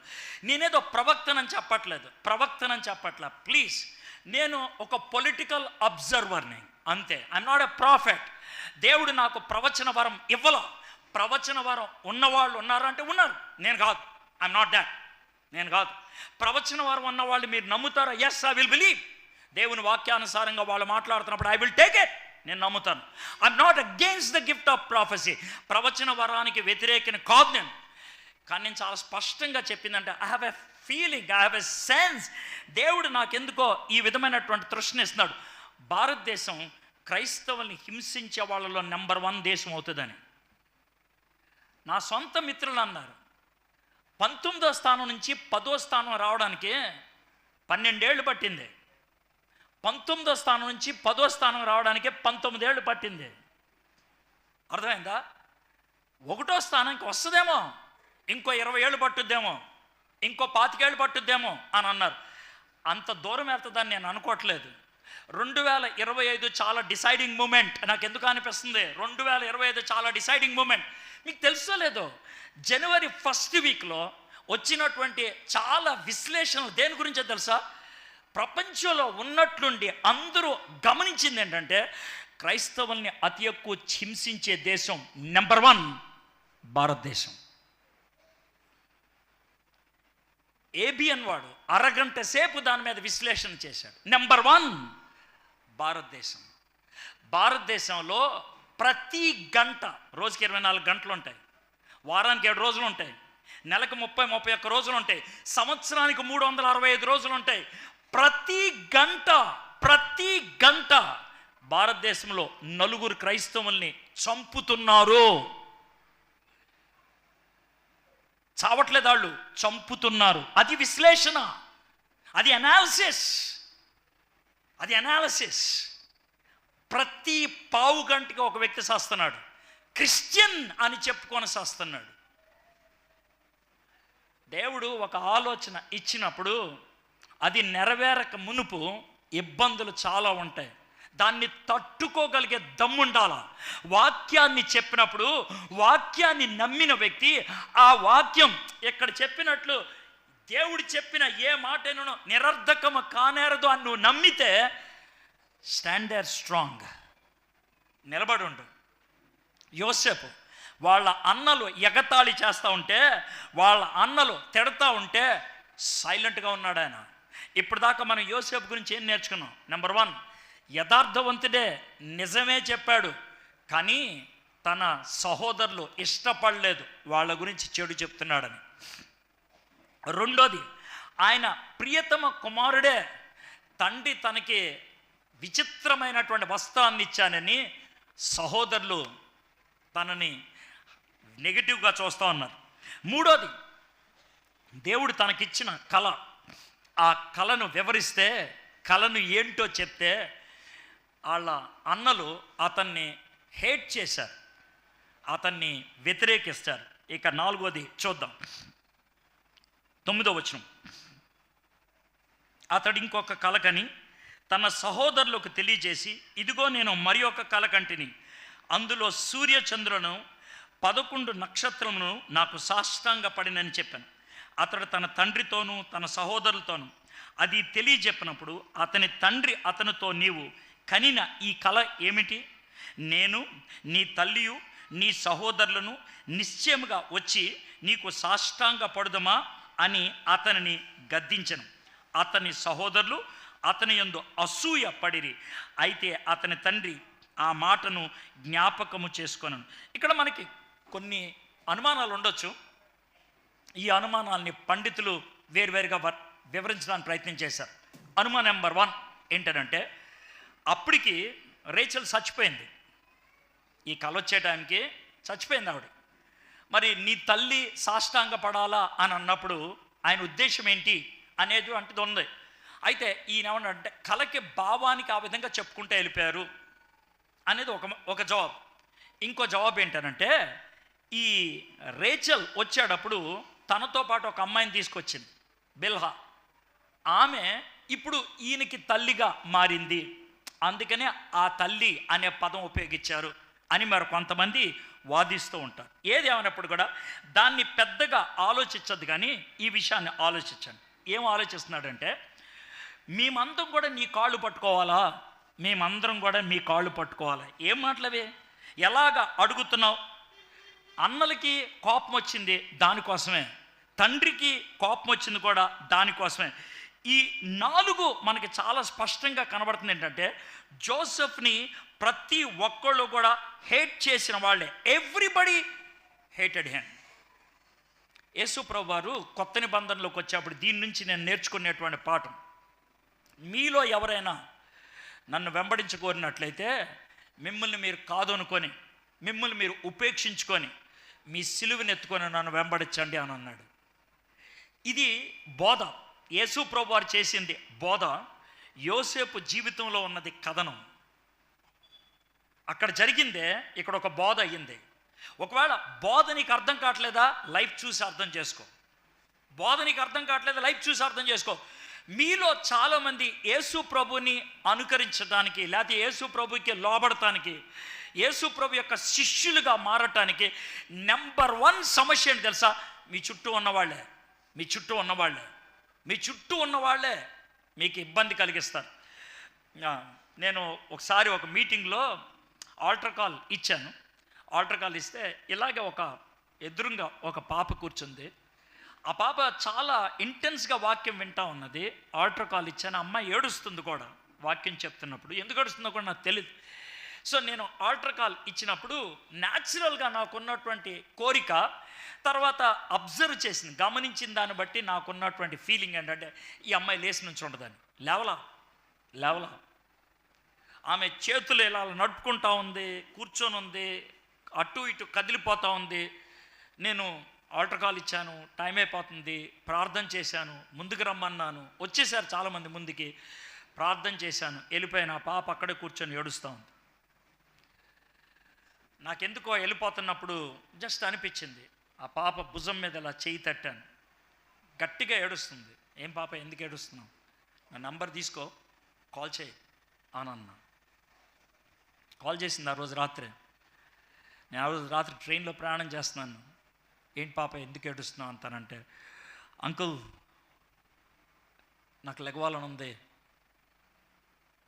కానీ నా చుట్టూ ఉన్న వాళ్ళు చూసి లేకపోతే అవట్లేదు. ఏమ్మా ఏంటి ప్రాబ్లం? చెప్పలేను అంకుల్. ఎందుకని లెగలేవు? నా బతుక అలాంటిది అంకుల్, నేను లెగిస్తే చాలా విచిత్రంగా చూస్తారు, నా ఇంకా చాలా విచిత్రంగా చూస్తారు. నేను అది తట్టుకోలేను, ఆ చూపుని తట్టుకోలేను నేను. I can't even look at their eyes. తన్ని దేవుడి దగ్గరికి రానివ్వకుండా చేసింది చుట్టూ ఉన్నవాళ్ళే. మై ఫ్రెండ్స్, ఇక్కడ 2 మాటలు చెప్పదలుచుకుంటున్నాను. 2 మాటలు. ఈ రెండిట్లో ఏదో పాత్ర నువ్వు పోషిస్తూ ఉండొచ్చు. నెంబర్ 1, నీ ఇరుగు పొరుగు వారిని బట్టి నువ్వు దేవుడి దగ్గర రావట్లేదా? You can learn a lesson. నిన్ను బట్టి ఇంకెవరైనా యేసు ప్రభు దగ్గర రాకుండా ఆగిపోతున్నారా? నిన్ను బట్టి ఇంకెవరైనా యేసు ప్రభు దగ్గర రావడానికి ఆగిపోతున్నారా? Very seriously you have to think, very seriously. Yes my friends, యేసు ప్రభు దగ్గరకు రావటం అనేది ఈ లోకంలో శ్రమలను కొని తెచ్చుకోవటం, కోరుకోవటం, ఇష్టపడటం. అలాంటప్పుడు ఆ బాటలో వెళ్తున్నటువంటి వాళ్ళు, ఆ విధమైనటువంటి జీవిత విధానం గ్రహించినటువంటి వాళ్ళు తోటి విశ్వాసులకి సహాయం చేయబద్దులం. అదే సంఘం చేయాల్సినటువంటి పని. సంఘం అంటే ఏంటి అని అంటారేమో. సంఘం అంటే ఏంటంటే, క్యాన్సర్ పేషెంట్ మరొక క్యాన్సర్ పేషెంట్కి క్యాన్సర్ని ఏ విధంగా తట్టుకుంటూ ఉన్నది నేర్పించడమే సంఘం. ఒక క్యాన్సర్ పేషెంట్ ఇంకో క్యాన్సర్ పేషెంట్కి తనకు వస్తున్నటువంటి బాధల్ని ఎలా తట్టుకుంటున్నారో చెప్పి వాళ్ళని ప్రోత్సహించడమే. ఏంటి సార్ అలాంటి ఉదాహరణ ఇచ్చారంటే, ఎస్, అలాంటి ఉదాహరణ ఇస్తాను నేను, మీకు అలాగే అర్థమవుతుంది. దేవుని యొక్క బిడ్డగా జీవిస్తున్నప్పుడు వచ్చేటువంటి శోధనలు, శ్రమలు, కష్టాలు ఎలా ఉంటాయో పుస్తకాలు చదివితే తెలీదు. ప్రసంగాలు వింటే అర్థం కాదు, అనుభవిస్తే తెలుస్తుంది. ఆ అనుభవం గుండా వెళ్ళిన వ్యక్తి ఇంకో వ్యక్తి పడుతున్నటువంటి బాధలు కొన్ని చూసినప్పుడు, నీకు ఎలా జరుగుతుందా, నీకు ఎలా అనిపిస్తుందా, నిన్ను ఈ విధంగా అన్నారా, నీకు ఎలాంటి పోరాటం కలిగిందా, నీకు ఎలాంటి ఆలోచించ, అవును నాకు కూడా అలాగే అయ్యింది, అవునా, ఎస్, నో ప్రాబ్లం, దా వచ్చాయి, నువ్వు కరెక్ట్ రూట్లోనే ఉన్నావు, దా వచ్చాయి, కరెక్ట్ రూటే నీది. దేవుడు మనకి బోధించాడు, పరిశుద్ధాత్మని మన హృదయంలో పెట్టాడు, కానీ చుట్టూ విశ్వాసులను కూడా పెట్టాడు. మనం ఎంత శక్తివంతులం అంటే, ఈ మాట ఉపయోగిస్తున్నాను నన్ను తప్ప అర్థం చేసుకోవద్దు, ఎంత శక్తివంతులం అంటే లోనున్నటువంటి పరిశుద్ధాత్ముడు ఎంత ధైర్యం ఇచ్చినా పక్కనున్నటువంటి అన్నటువంటి ఒక్క మాటతో ఆ ధైర్యాన్ని కోల్పోయేటువంటి దుర్మార్గులు ఉన్నారు. అందుకనే సంఘం అంత ప్రాముఖ్యమైనటువంటి పాత్రను పోషించింది. ఒకప్పుడు సంఘం చాలా త్వరితగతిలో వ్యాప్తి చెందిందే, ఒకప్పుడు సంఘం చాలా త్వరితగతిలో విశ్రమించిందే. మరి ఇప్పుడు ఆ విధంగా ఎందుకు అవ్వట్లేదు? అప్పట్లో ఈ మైకులు లేవే, గొట్టాలు ఉండే, అప్పుడు ఇంత హడావిడి లేదే, వాళ్ళు పందిరి కింద కూర్చునేవాళ్ళు, అప్పుడు వెహికల్స్ లేవే, నడుచుకుంటూ వచ్చేవాళ్ళు, అప్పుడు పలావులు బిర్యానీలు పెట్టలేదే, సాంబార్ అన్నం పెట్టారు. కానీ అప్పుడు సంఘం బాగా విస్తృతంగా వ్యాప్తి చెందింది. ఇప్పుడు ఇన్ని వసతులు ఉంటే కూడా ఎన్ని సంవత్సరాలైనా మీ దిక్కుమాల మొహాలే నాకు కనబడేది.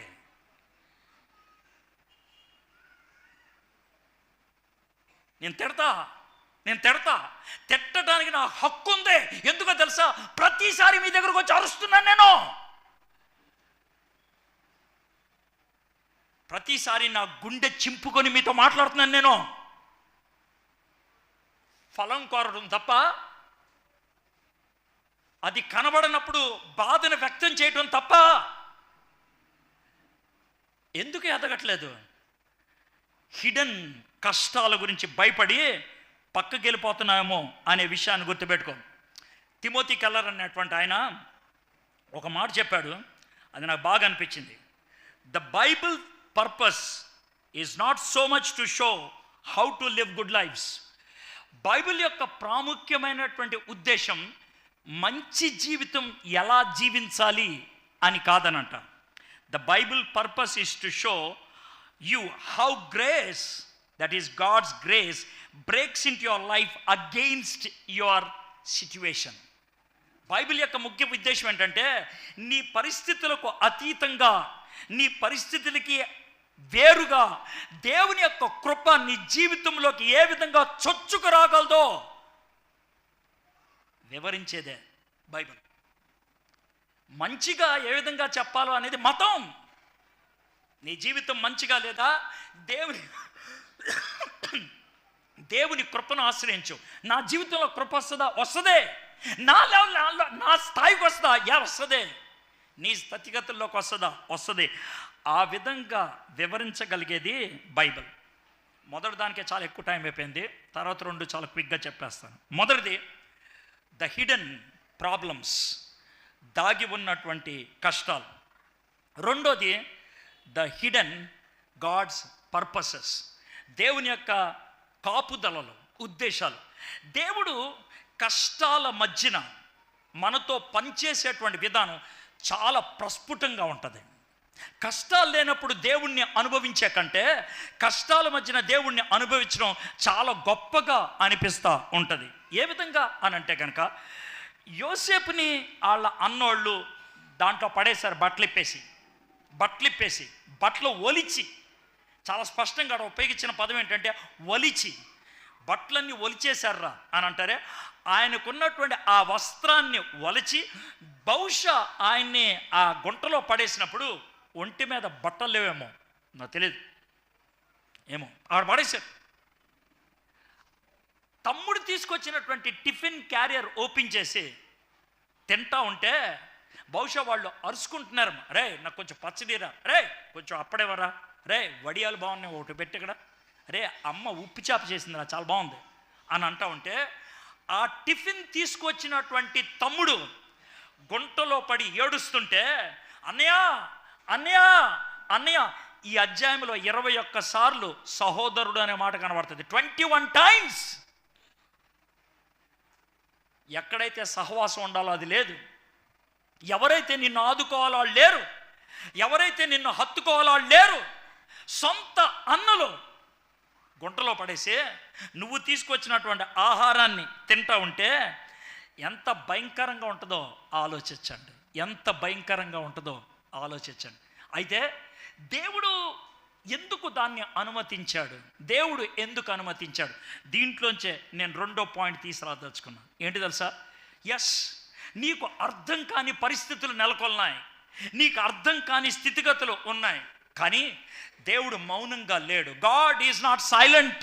దేవుడు పదాలు కనబడకపోవచ్చు, స్వరం వినబడకపోవచ్చు, దేవుడికి సంబంధించినటువంటి దాఖలాలు ఏమీ నీకు తెలియకపోవచ్చు, but God is working. God is working. దేవుడు పనిచేస్తున్నాడు. దేవుడికంటూ ఒక ప్రణాళిక ఉన్నది. గాడ్ హ్యాస్ ఎ పర్పస్, ఒక ప్లాన్ ఉన్నది. నీకు సమస్యలు ఉన్నాయి, నీకు కష్టాలు ఉన్నాయి, ఆ సమస్యల మధ్యన, కష్టాల మధ్యన దేవుడు నిన్ను కాపాడుకుంటూ వస్తున్నాడు. ఆయన నువ్వు ఇంకా బతుకున్నావంటే దేవుడు కనబడకుండా నీ జీవితంలో చేసినటువంటి పనులు చాలా ఉన్నాయి. మేబీ మీలో కొంతమంది సాక్ష్యం చెప్పండి అని అంటే, నీకు తెలిసి దేవుడు కాపాడిన 1-2 సన్నివేశాలు చెప్తావు అంతే, 1-2 సన్నివేశాలు. కానీ నీకు తెలియకుండా దేవుడు నిన్ను కాపాడిన సన్నివేశాలు చచ్చి పరలోకంలోకి వెళ్ళేదాకా నీకు తెలియదు. అప్పుడు ఒక్కసారి వెనక్కి తిరిగి చూసుకుంటే, ఇన్నిసార్లు నేను పోవాల్సిందా, ఇన్నిసార్లు నేను చచ్చిపోవాల్సిందా, ఇన్నిసార్లు నేను తగలబడిపోవాల్సిందా? ఎస్, అన్నిసార్లు నేను కాపాడాను. ఫుట్ ప్రింట్స్ అని ఒక పెయింటింగ్ ఉంటుంది, అది పెయింటింగ్ పేరు, అది ఫుట్ ప్రింట్స్ అని. మన క్రిస్టియన్ బుక్ స్టాల్స్లో అమ్ముతూ ఉంటారు. దాంట్లో ఏమీ లేదు, ఒక పెద్ద ఆయన ఉంటాడు, కాళ్ళు మాత్రం కనబడితే, ఓ చిన్న బాబు ఉంటాడు, ఆ చిన్న బాబుని పెద్ద ఆయన పట్టుకొని ఉంటాడు, ఒక సముద్ర తీరాన వాళ్ళు నడుచుకుంటూ వెళ్తారు. వాళ్ళిద్దరి యొక్క కాళ్ళ అచ్చులు ఉంటాయి, అంతే అంతే, ఇంకేముండదు అక్కడ. ఫుట్ ప్రింట్స్ అనేది ఉంటుంది, అంతే, ఫుట్ ప్రింట్స్, కాళ్ళ అచ్చులని. అయితే అక్కడ చిన్న రైటప్ ఉంటుంది. ఆ రైటప్లో కొడుకు తండ్రి వైపు చూస్తూ మాట్లాడుతున్నటువంటి మాట. కొడుకు తండ్రి చాలా దూరం నడిచిన తర్వాత కొడుకు ఎందుకో వెనక్కి తిరిగి చూశాడంట. డాడీ అన్నాడంట. ఏంట్రా బాబు అంటే, డాడీ మన ఇద్దరం నడుస్తున్నాం కదా. అవునరా. ఈ కాళ్ళచ్చులు నీ కదా. అవునరా. ఈ కాళ్ళచ్చులు నావు కదా. అవునరా. డాడీ కొంచెం వెనక్కి చూడండి. చూశాను. మీరు అక్కడ చూస్తున్నారా? చూశాను రా. డాడీ కొంచెం వెనక్కే చూస్తున్నాను. డాడీ అక్కడ 4 కాళ్ళు లేవు, 2 ఉన్నాయి. అవునరా. డాడీ ఆ 2 కాళ్ళ అచ్చులు నేను నడిచే చోట ఉన్నాయి, నువ్వు నడిచే చోట లేవు. అవునరా. డాడీ ఆ టైంలోనే పెద్ద అలొచ్చింది. అవునరా. ఆ టైంలోనే డాడీ అని అరిచా. అవునరా. అప్పుడు నువ్వేమైపోయావు డాడీ?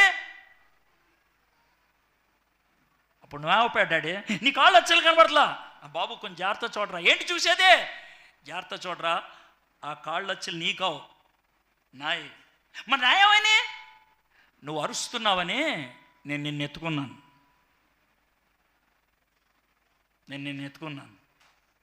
I've carried you. నేను నడిపించాను రా, నేను తీసుకెళ్ళాను నేను. అలాంటి సందర్భాలు మన జీవితంలో ఎన్ని కనబడతాయో. I don't want to make it emotional. దీన్ని ఉద్రేకపూరితంగా కొన్ని ఉదాహరణలు చెప్పి నేను మీ యొక్క భావోద్రేకాలని రెచ్చగొట్టాలని నేను అనుకోవట్లేదు. I want to take this in a very very simple way. సీరియస్గా ఆలోచించండి. మీ వయసు ఎంతో నాకు తెలీదు, మీ జీవితంలో ఉన్నటువంటి సమస్యలు ఏంటో నాకు తెలీదు. ఇప్పుడు దాకా మీరు బతుకున్నారంటే దేవుడు కాపుదల లేకపోతే ఇది సాధ్యమై ఉండేది కాదు. మీరు గుర్తించకపోవచ్చు, మీ కంటికి కనబడకపోవచ్చు, మీ ఊహకు అందకపోవచ్చు, మీ మీ మీ యొక్క దర్శనానికి అది అందుబాటులో లేకపోయి ఉండొచ్చు. But definitely God protected you. దేవుడు మిమ్మల్ని కాపాడాడు. మన యొక్క జీవితంలో 2 అయిపోయినాయి ఇప్పటికీ. ఒకటికి దాగి ఉన్న కష్టాలు, దాగి ఉన్నటువంటి కాపుదలు. దేవుడు అన్నీ బాగున్నప్పుడు వాడుకోవటం పెద్ద విషయం కాదు. దేవుడు యాక్సిడెంట్లను వాడుకోవటమే చాలా విచిత్రంగా ఉంటుంది. God uses accidents to make things right. దేవుడు మన జీవితంలో వచ్చేటువంటి ప్రమాదాలు, అవి ప్రమాదమే, అబ్సల్యూట్లీ యాక్సిడెంటే. కానీ ఆ యాక్సిడెంట్ దేవుడు ఎందుకు అనుమతి ఇచ్చాడంటే మన జీవితంలో పెద్ద ఇన్సిడెంట్ చేయటానికి. God allows accident into our life to make our life a great incident. What a beautiful thing it is. నీ జీవితంలో యాక్సిడెంట్స్ ఉన్నాయేమో, అది జరగకుండా ఉండాల్సింది, అలా అవ్వకుండా ఉండాల్సింది. ఓకే, అయిపోయింది. But God you allowed it. What for? దేవా నువ్వు అది అనుమతి ఇచ్చావు. దాని నుంచి నేను నేర్చుకోగలిగింది అంటే, నా లైఫ్ని నేను అప్పుడప్పుడు షేర్ చేస్తున్నప్పుడు, మొన్న Secunderabad CSI church revival meetings. First of all CSI వాళ్ళు రివైవల్ మీటింగ్స్ పెట్టరు, అసలు ఎప్పుడు పెట్టరు వాళ్ళు. ఒకవేళ పెట్టినా ఓ పూట పెడతారు, ఒకవేళ పెట్టినా చర్చిలో పెడతారు, ఒకవేళ పెట్టినా ఆ చర్చ్ వాళ్ళకి తప్పించి ఎవరికి తెలియనివారు. నేను సిఎస్ఐ వాడిని, అందుకని నేను చెప్తున్నాను. కానీ వాళ్ళు బయట పెట్టారు, 3 రోజులు పెట్టారు, పెద్ద పెద్ద పోస్టర్లు తగిలిచ్చారు, అందరినీ రమ్మని చెప్పారు. వాళ్ళ చర్చిలో వాళ్ళకంటే ఎక్కువ మంది కోసం పెట్టారు కాబట్టి కుర్చీలు ఎక్కువేశారు, బయటేశారు. నా సాక్ష్యం పంచుకోవడానికి నాకు పెద్ద ఇష్టం ఉండదు, కానీ పంచుకోవాల్సి వచ్చింది. పంచుకొని ఇంటికి వచ్చి కూర్చొని, రూమ్లోకి వచ్చి కూర్చొని, ప్రభా I somehow feel very bad to tell what happened to me in my life. నేను ఒక స్ట్రిప్ డాన్సర్ని అని చెప్పుకోవడం నాకు చాలా అసహ్యంగా ఉంటుంది. I don't know how people will think about me. ఎలా ఆలోచిస్తారు నాకు తెలీదు. ఒకవేళ నా కూతుర్లు ఉంటే, నా భార్య అక్కడ కూర్చొని ఉంటే, I don't know how they feel. I feel very bad. I cannot throw it of. తను నేను కాదనలేదు అని బాధపడతా ఉంటే ఒక అమ్మాయి ఫోన్ చేసింది. అప్పుడు I had a long talk, 46 minutes talk.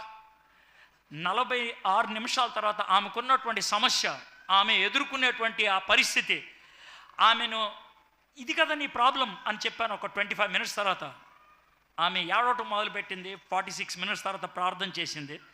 చివరిలో అడిగాను, నా ఫోన్ నెంబర్ ఎలా సంపాదించావు అన్నా. ఆర్గనైజర్స్ని బతిలాడి నీ ఫోన్ నెంబర్ సంపాదించావు, నాకెందుకు కాల్ చేయాలనిపించింది అని అన్నా. Do know what she said? నీ సాక్ష్యం, నీ గతం, నేను నీతో మాట్లాడటానికి సరిపోతాననిపించింది. నువ్వు మంచోడు అని చెప్పినట్లయితే, ఇలాంటి దిక్కుమాలిన జీవితం గురించి నీ జీవితంలో ఉన్నదని చెప్పకపోతే I would have called you.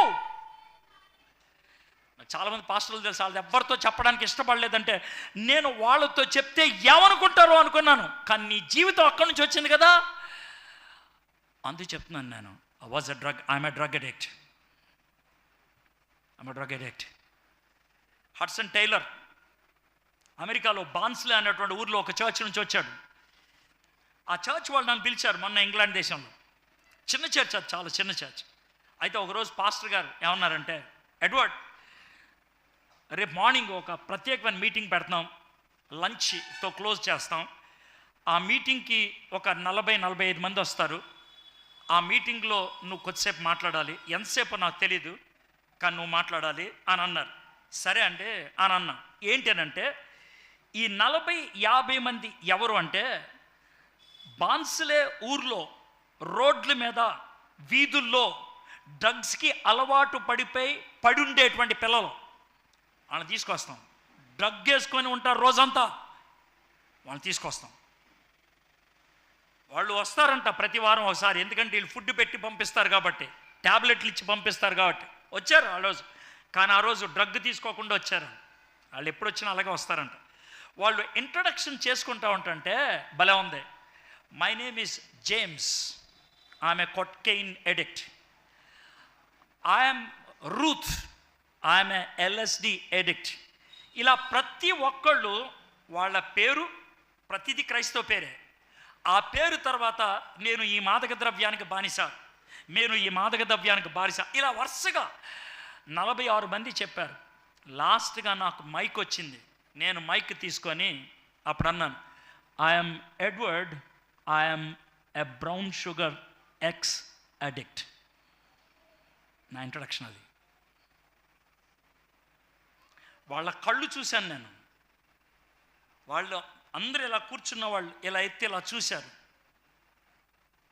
నేను ఆ తర్వాత మాట్లాడటం మొదలు పెడితే 22 నిమిషాలు కదలకుండా విన్నారు. పాస్టర్ గారు ఏమన్నారు తెలుసా, మా లైఫ్లో ఎప్పుడు 6 నిమిషాలు దాటి వెళ్తా మాట్లాడలేదన్నాడు ఆయన. నేను ఎందుకు మాట్లాడగలిగాను తెలుసా? Because I was an ex addict. నేను గతములో అదే స్థితిలో ఉన్న వ్యక్తిని. I was able to talk to them. నేను మాట్లాడగలిగాను. 2 వ్యక్తులు ఆ రోజు యేసు ప్రభువుని సొంత రక్షకుడిగా అంగీకరించి మేము మానేస్తాం ఈ రోజు నుంచి అన్నారు. అది చాలు నాకు. నా జీవితం మాదక ద్రవ్యాల మధ్యన నడుస్తున్నటువంటి ఆ నేపథ్యంలో దేవుడు కంటికి కనబడకుండా నా జీవితంలో కలిగించినటువంటి ప్రమాదాలే కానీ, ఎలాంటి భయంకరమైనటువంటి పరిస్థితులే కానీ ఎందుకు కలిగించాడంటే, ఇట్స్ ఫర్ ఎ పర్పస్. ఒక ఉద్దేశంతో దేవుడు భద్రపరుచుకుంటూ వచ్చాడు. Now I'm coming to the last point. చివరి దాంట్లోకి మనం వద్దాం. సో మొదట కష్టాలు ఉంటాయి మనకి, రెండోది కాపుదల ఉంటుంది, లేకపోతే దేవుడి యొక్క ఉంటుంది, మూడోది దేవుని యొక్క కృప. దేవుని యొక్క కృప చాలా విచిత్రమైంది. We cannot understand God's grace. ఎందుకో తెలుసా? మీకు స్టోరీ అక్కడ ఏం జరిగిందో మీకు చెప్తాం. వీళ్ళు హెబ్రోన్ లోయలో ఉన్నారు. ఎవరు? యాకోబు, వీళ్ళంతా హెబ్రోన్ లోయలో ఉన్నారు. మీకు స్టోరీలాగా చెప్తున్నాను, ఆ అధ్యాయంలో ఉన్నది. ఉంటే వీళ్ళు అన్నోళ్ళు ఎవరు? రూబెను, యోదా, లేవి, వీళ్ళంతా ఉంటారే, వాళ్ళు మందని తీసుకొని షెకెంకి వెళ్ళారు. ఎక్కడికి వెళ్ళారు? షెకెంకి వెళ్ళారు. షెకెంలో ఒక మంచి పని జరిగింది, షెకెంలో ఒక దౌర్భాగ్యమైన పని కూడా జరిగింది. షెకెంలో జరిగినటువంటి గొప్ప పని ఏంటంటే, వీళ్ళ తాతగారు మొట్టమొదటిసారిగా ఒక బలిపీఠం కట్టి యెహోవా నామాన్ని ప్రకటించి ఆరాధన చేసినటువంటి ప్రాంతం అది. గుడ్. ఇక్కడ ఒక దరిద్రమైన పని కూడా జరిగింది. ఏం దరిద్రమైన పని చేసిందంటే, వాళ్ళ సిస్టర్ని రేప్ చేస్తే ఒకడు, వీళ్ళెళ్ళి మగోళ్ళంతా చాలామంది మగోళ్ళని చంపేసింది షెకెంలోనే. ఎవడైనా ఆ ఊరు వెళ్తే ఆ ఊరి దగ్గరికి వెళ్తారండి ఎవరన్నా?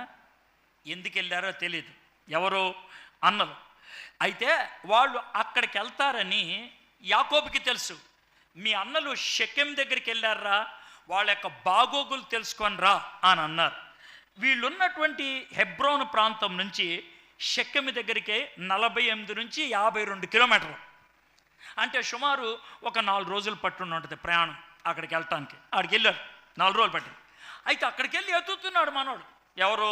యోసేపు. ఒక పనోడు. అసలు దేవుడు ప్రణాళికలు ఎలా ఉంటాయి చూడండి. అప్పుడు ఒక పనోడు, ఒక అతను కనబడి, ఆడి పేరేంటో మనకు తెలియదు, ఆడి పేరేంటి తెలియదు. ఏమెత్తుతున్నావు అని అంటే, మా బ్రదర్స్ ఉండాలి. ఇది మొత్తానికి 10 మందో ఎంతమంది ఉన్నారని. అవును, వాళ్ళు ఇక్కడ గొర్రెలు కాసుకుంటూ ఉండాలి, మాది హెబ్రోన్ వ్యాలీ, అక్కడి నుంచి వచ్చామంటే. అవునా? వాళ్ళు మాట్లాడుకుంటుంటే విన్నానంటే. ఏమని మాట్లాడారు? అరే డోతాం వెళ్దావరా అని అన్నారు. అవునా? మళ్ళీ అక్కడి నుంచి ఇంకొక 24 కిలోమీటర్లు వెళ్ళాడు డోతాన్, అంటే ఇంకో 2 రోజులు ప్రయాణం వెళ్ళాడు. డోతాన్ వెళ్ళాడు. అక్కడ మనోడిని చూసి ఆయన గుంటలో పడేసి చంపేద్దాం అని అనుకున్నారు, వదిలేసి. అక్కడ చాలా మతలబులు జరిగినాయి. వీడిని రక్తంతో చంపకూడదు, నీళ్లు దొరకకుండా చంపేయాలనుకున్నారు. ఏంటి విచిత్రమైన డైలాగులు వేశారు. అయితే ఆ విధంగా చంపకుండా రూబేన్ని వాడాడు, ఆ దేవుని కృప. ఆ తర్వాత ఇష్మాయిలీలు వస్తూ ఉంటే వీళ్ళకి అమ్మేద్దాం అనేటువంటి ఆలోచన వచ్చింది యోధా, అది దేవుని యొక్క కృప. అతన్ని ఆ ఇష్మాయిలీలకి అమ్మేసి పంపించేశారు, అది దేవుని యొక్క కృప. మీకు అర్థమైందా? ఇప్పుడు ఒక చిన్న మాట చెప్తాను చూడండి. మానవులకు వచ్చేటువంటి ప్రశ్న నాకు కూడా వస్తుంది, మీకు కూడా వస్తుంది, రానివ్వండి. ఏంటనంటే, అదే డోతాన్లో జాగ్రత్తమనండి, అదే ఊర్లో, అదో చిన్న గ్రామం ఇది జరిగినప్పుడు 1000 సంవత్సరాల తర్వాత, 1000 సంవత్సరాల తర్వాత ఒక పట్టణం అయిపోయింది. యోసేపు విషయం జరిగినప్పుడు ఒక చిన్న గ్రామం, 1000 సంవత్సరాల తర్వాత ఒక పట్టణం అయిపోయింది. 1000 సంవత్సరాల తర్వాత ఆ పట్టణంలో దేవునికి సంబంధించినటువంటి ఒక ప్రవక్త ఉన్నాడు, ఆయన పేరు ఎలీషా. అదే ఊర్లో, డోతాన్ అదే ఊర్లో. ఆ ఎలీషాని చంపడానికని రాజుగారు సైన్యాన్ని పంపించాడు. మనోడు నిశ్చింతగా కూర్చొని ఇడ్లీ సాంబార్ వేసుకొని తింటున్నాడు. ఎవరో? ఎలీషా. పక్కన పనోడు ఉన్నాడు, ఇడ్లీలు తెచ్చినాడు, ఆడి పేరు గెహాజీ. వాడంటాడు, సార్ మీకు ఎలా తినబుద్ధి అవుతుంది సార్ ఇడ్లీ సాంబారు? చుట్టూ అంతమంది సైనికులు ఉంటే, చుట్టూ అంతమంది గన్నులు పట్టుకొని ఉంటే మీకేం భయం వేయట్లేదా అని అంటే, మనోడు ఇడ్లీ తింటే, ఏంట్రా ఏంటి నీ బాధ ఏంటి? కొంచెం నీళ్ళు తాగే. ప్రభా ఇటు కళ్ళు తెరు ప్రభా. 2వ రాజుల గ్రంథం 6వ అధ్యాయం 2వ వచనం నుంచి, ఇటు కళ్ళు తెరు. అప్పుడు కళ్ళు తెరిస్తే గెహాజీ కనబడింది ఏంటి తెలుసా? అగ్ని రథాలు. ఒకవేళ నువ్వు ఎలీషాగా ఉంటావా, యోసేపుగా ఉంటావా అంటే, మనలో ప్రతి వాళ్ళు ఏమంటారు తెలుసా? సార్ ఎలీషాగా ఉంటాను సార్, ఎలీషా. మీకు విషయం తెలుసా? మిమ్మల్ని ఎలీషాకి తప్పించిన విధానంగా తప్పించడం అనేది చాలా సులభం, కానీ యోసేపు అనుభవం గుండా మిమ్మల్ని తీసుకెళ్ళటమే చాలా కష్టం. ఒక బైబిల్ పండితుడు ఈ విధంగా అన్నాడు, ఏమన్నా తెలుసా? దేవుడు ఒక విశ్వాసిని, జాగ్రత్తమనండి, దేవుడు ఒక విశ్వాసిని నీటిపై నడిపించడం చాలా సులభం అంట. దేవుడు ఒక విశ్వాసిని నీటిపై నడిపించడం చాలా సులభం అంట. మరి ఏంటి కష్టం అంటే, మామూలు రోడ్డు మీద నడిపించడమే కష్టం అంట. ఏమంటావేమో, నీటి మీద నడిచేటప్పుడు ఒళ్ళు దగ్గర పెట్టుకొని దేవుడి వైపు చూస్తూ నడుస్తావు, పడిపోతావన్న భయంతో. రోడ్డు మీద నడిచినప్పుడు దిక్కుమాలిన బతుకుంటుంది, మనకి దిక్కు తెన్ను లేకుండా నడుస్తాం, పోతాం. మనం పడిపోయేది అన్నీ బాగున్నప్పుడే, కష్టాల్లో ఒళ్ళు దగ్గర పట్టుకొని బతుకుతాం. యోసేపుని కష్టాల గుండా వెళ్ళనిచ్చాడు, దేవుడి కృపలో తన్ని భద్రపరుస్తూ ఉన్నాడు, దేవుని కృపను అనుభవిస్తూ ఆయన మొదలుపెట్టాడు. చివరిదాకా దేవునితోనే ఉండటానికి ఇష్టపడ్డాడు. అయితే జాగ్రత్త అండి, కొన్ని స్టేట్మెంట్లు కష్టంగా అనిపిస్తుంది. దేవుడు యోసేపుని రక్షించాడా లేదా? దేవుడు ఎలీషాని రక్షించాడా లేదా? దేవుడు ఎలీషాని రక్షించాడు భౌతికంగా. దేవుడు ఎలీషాని రక్షించాడు భౌతికంగా, శారీరకంగా, చుట్టూ శత్రువులు ఎదిరించి. కానీ దేవుడు యోసేపుని రక్షించాడు ప్రణాళికాబద్ధంగా. చాలా పెద్ద ప్రణాళిక. యోసేపుని రక్షించడం అంటే ఏంటి తెలుసా? చంపకుండా చేయటం. యోసేపుని రక్షించడం అంటే ఏంటి తెలుసా? ఇష్మాయిలీలకి అమ్మేయటం. యోసేపుని రక్షించడం అంటే ఏంటి తెలుసా? యోసేపుని ఆ కనాను ప్రాంతం నుంచి ఐగుప్తు దేశంలోకి ముందుగా తీసుకెళ్ళిపోవటం. యోసేపుని రక్షించడం అంటే ఏంటి తెలుసా? మార్కెట్లో నుంచోబెట్టి ఒక బానిసగా అమ్మేయటం. యోసేపుని రక్షించడం అంటే ఏంటి తెలుసా? పొతీఫర్ ఇంట్లోకి తీసుకెళ్ళటం. యోసేపుని రక్షించడం అంటే ఏంటి తెలుసా? జైల్లో పడేయటం. యోసేపుని రక్షించడం అంటే తెలుసా? ప్రధాన మంత్రిగా చేయటం. యోసేపుని రక్షించడం అంటే ఏంటి తెలుసా? తన అన్నలు చెప్పలు పట్టుకొని వస్తే, నేను మిమ్మల్ని రక్షించడానికి మీకంటే ముందు దేవుడు మమ్మల్ని తీసుకొచ్చాడు రా అని చెప్పడం. But for Joseph to go to that level, ఆ స్థాయికి వెళ్ళటానికి దాగి ఉన్న కష్టాలు, దాగి ఉన్నటువంటి కాపుదలలు, ఆ తర్వాత దాగి ఉన్నటువంటి కృపా ప్రణాళిక. మై ఫ్రెండ్స్, మీరు ఇక్కడ ఎవ్వరు కూర్చున్నప్పుడు కూడా నా గుండె మీద, నా హృదయం మీద చెయ్యి పెట్టుకొని ఖచ్చితంగా చెప్పగలిగే మాట ఒకటే: మీరు దేవుని ప్రణాళికలో ఉన్నారు కాబట్టి ఇక్కడ కూర్చొని ఈ మాటలు వింటున్నారు. మీరు దాంట్లో ఎటువంటి అనుమానం లేదు. There is absolutely no doubt. దేవుడి ప్రణాళికలో మీరు ఉన్నారు. దేవుని యొక్క కృప మీకు ఇంకా ఉన్నదే. కాబట్టి ఆ కృపా కాలము దాటిపోకముందే, దేవుడు ఇక అయిపోయింది, వీడికి ఇంకా అవకాశం వేస్ట్ అని అనుకోకముందే ఆయన దగ్గర రాగలిగితే బాగుంటుంది. ఎస్, మీకు కష్టాలు ఉన్నాయి. ఎస్, మీరు మంచి పని చేసినా కూడా ప్రజలు మిమ్మల్ని దూషిస్తున్నారు. మీది ఏ నేరం లేదు, ప్రజలు మీ మీద నింద వేశారు. నేను కాదనట్లా. ఎవరికి చెప్పుకోలేనటువంటి కష్టాలు మీకు ఉన్నాయి, దాగి ఉన్న కష్టాలు. కానీ దాగి ఉన్న కాపుదల మర్చిపోయావు. అందుకే నువ్వు ఇక్కడికి వచ్చి కూర్చున్నావు. దాగి ఉన్నటువంటి కృప ప్రణాళిక మర్చిపోవద్దు. ఆ కృపకు నువ్వు లోబట్టడానికి ఇష్టపడి, ప్రభా నేను ఇంకా బతుకున్నానంటే కారణం నువ్వే, ఇంకా బతుకున్నానంటే కారణం నువ్వే, నేను నీకోసం ఉంటాను ప్రభా, నీకోసం ఉంటాను ప్రభా. మేబీ నన్ను యోసేపులాగా తీర్చిదిద్దుతావేమో, నన్ను బట్టి నా కుటుంబాన్ని అంతటిని కూడా నీ దగ్గరికి చేర్చుకోవడానికి నన్ను వాడతావేమో, నా గ్రామాన్ని నీ దగ్గర చేర్చడానికి వాడుకుంటావేమో. I don't no. నేను అలా ఎందుకు అవ్వకూడదు ప్రభా? ప్రభా నీ కృపలో ఉంటే నేను చాలు ప్రభా. If I'm in your grace, if I'm able to respond to your grace. ప్రార్థన చేసుకుందాం. తలంచండి. మా దేవా, మా ప్రభా, 37వ అధ్యాయం అంతా చదవలేకపోయాం ప్రభా. కొన్ని విషయాలే చదువుకోగలిగాం. కానీ యోసేపు గురించి కాస్త వివరంగా తెలుసుకోవడానికి మీరు సహాయం చేశారు ప్రభా. దాగి ఉన్న కష్టాలు, దాగి ఉన్న కాపుదల, దాగి ఉన్న కృప ప్రణాళిక. ప్రభా మీకు వందనాలు చెల్లిస్తున్నాను తండ్రి. యోసేపు విషయంలో ఏదైతే జరుగుతుందో మా విషయంలో కూడా అదే కదా ప్రభా. మేము ఎవరితో చెప్పుకోలేని కష్టాలు గుండా వెళ్తున్నాం. ప్రజలు మమ్మల్ని దూషిస్తున్నారు, ప్రజలు మా మీద నింద వేస్తున్నారు ప్రభా. ఇది కంటికి కనబడినటువంటి భయంకరమైనటువంటి ద్వేషం, అసూయ, పగ మా చుట్టూ కనబడుతుంది ప్రభా. వీటన్నిటి మధ్యన దాగి ఉన్నటువంటి కాపుదల, అందుకే మేము ఇంకా బతుకున్నాం ప్రభా. ప్రభా మీ కృపా ప్రణాళిక ఉన్నది, మమ్మల్ని కూడా వాడుకోవడానికి ఇష్టపడుతున్నాం ప్రభా. మీరు సహాయం చేయండి. యోసేపు జీవితాన్ని బట్టి మమ్మల్ని ధైర్యపరచండి, మమ్మల్ని ప్రోత్సహించండి. పరిస్థితులకి భిన్నంగా మీరు మా జీవితాలు చేస్తా అనే విషయాన్ని మేము అర్థం చేసుకోవడానికి సహాయం చేయండి. ఎక్కడైనా సరే పెద్దోళ్ళకి చిన్నోళ్ళు తల ఒగ్గుతారు, కానీ దేవుడు తలకిందులు చేసావు ప్రభా యోసేపుని. చిన్నోడు యోసేపు, పెద్దోళ్ళంతా తల ఒగ్గారు. ఎక్కడైనా తల్లిదండ్రులకి మొక్కుతారు, కానీ యోసేపు పరిస్థితి తలకిందులు చేసావు ప్రభా. తండ్రి యోసేపు దగ్గరికి రావటానికి చేసావు ప్రభా. మా స్థితి నాయన మేము ఊహించిన దానికంటే భిన్నంగా మీరు చేయగలరు ప్రభా. నీ కృపలో మేము అమర్చబడి ఉన్నామని గ్రహిస్తే అలాంటి గ్రహణ మాకు అనుగ్రహించమని, ఈ వాక్యాన్ని మా జీవితానికి ఆశీర్వాదకరంగా చేయమని యేసు నామములో అడుగుచున్నాం తండ్రి.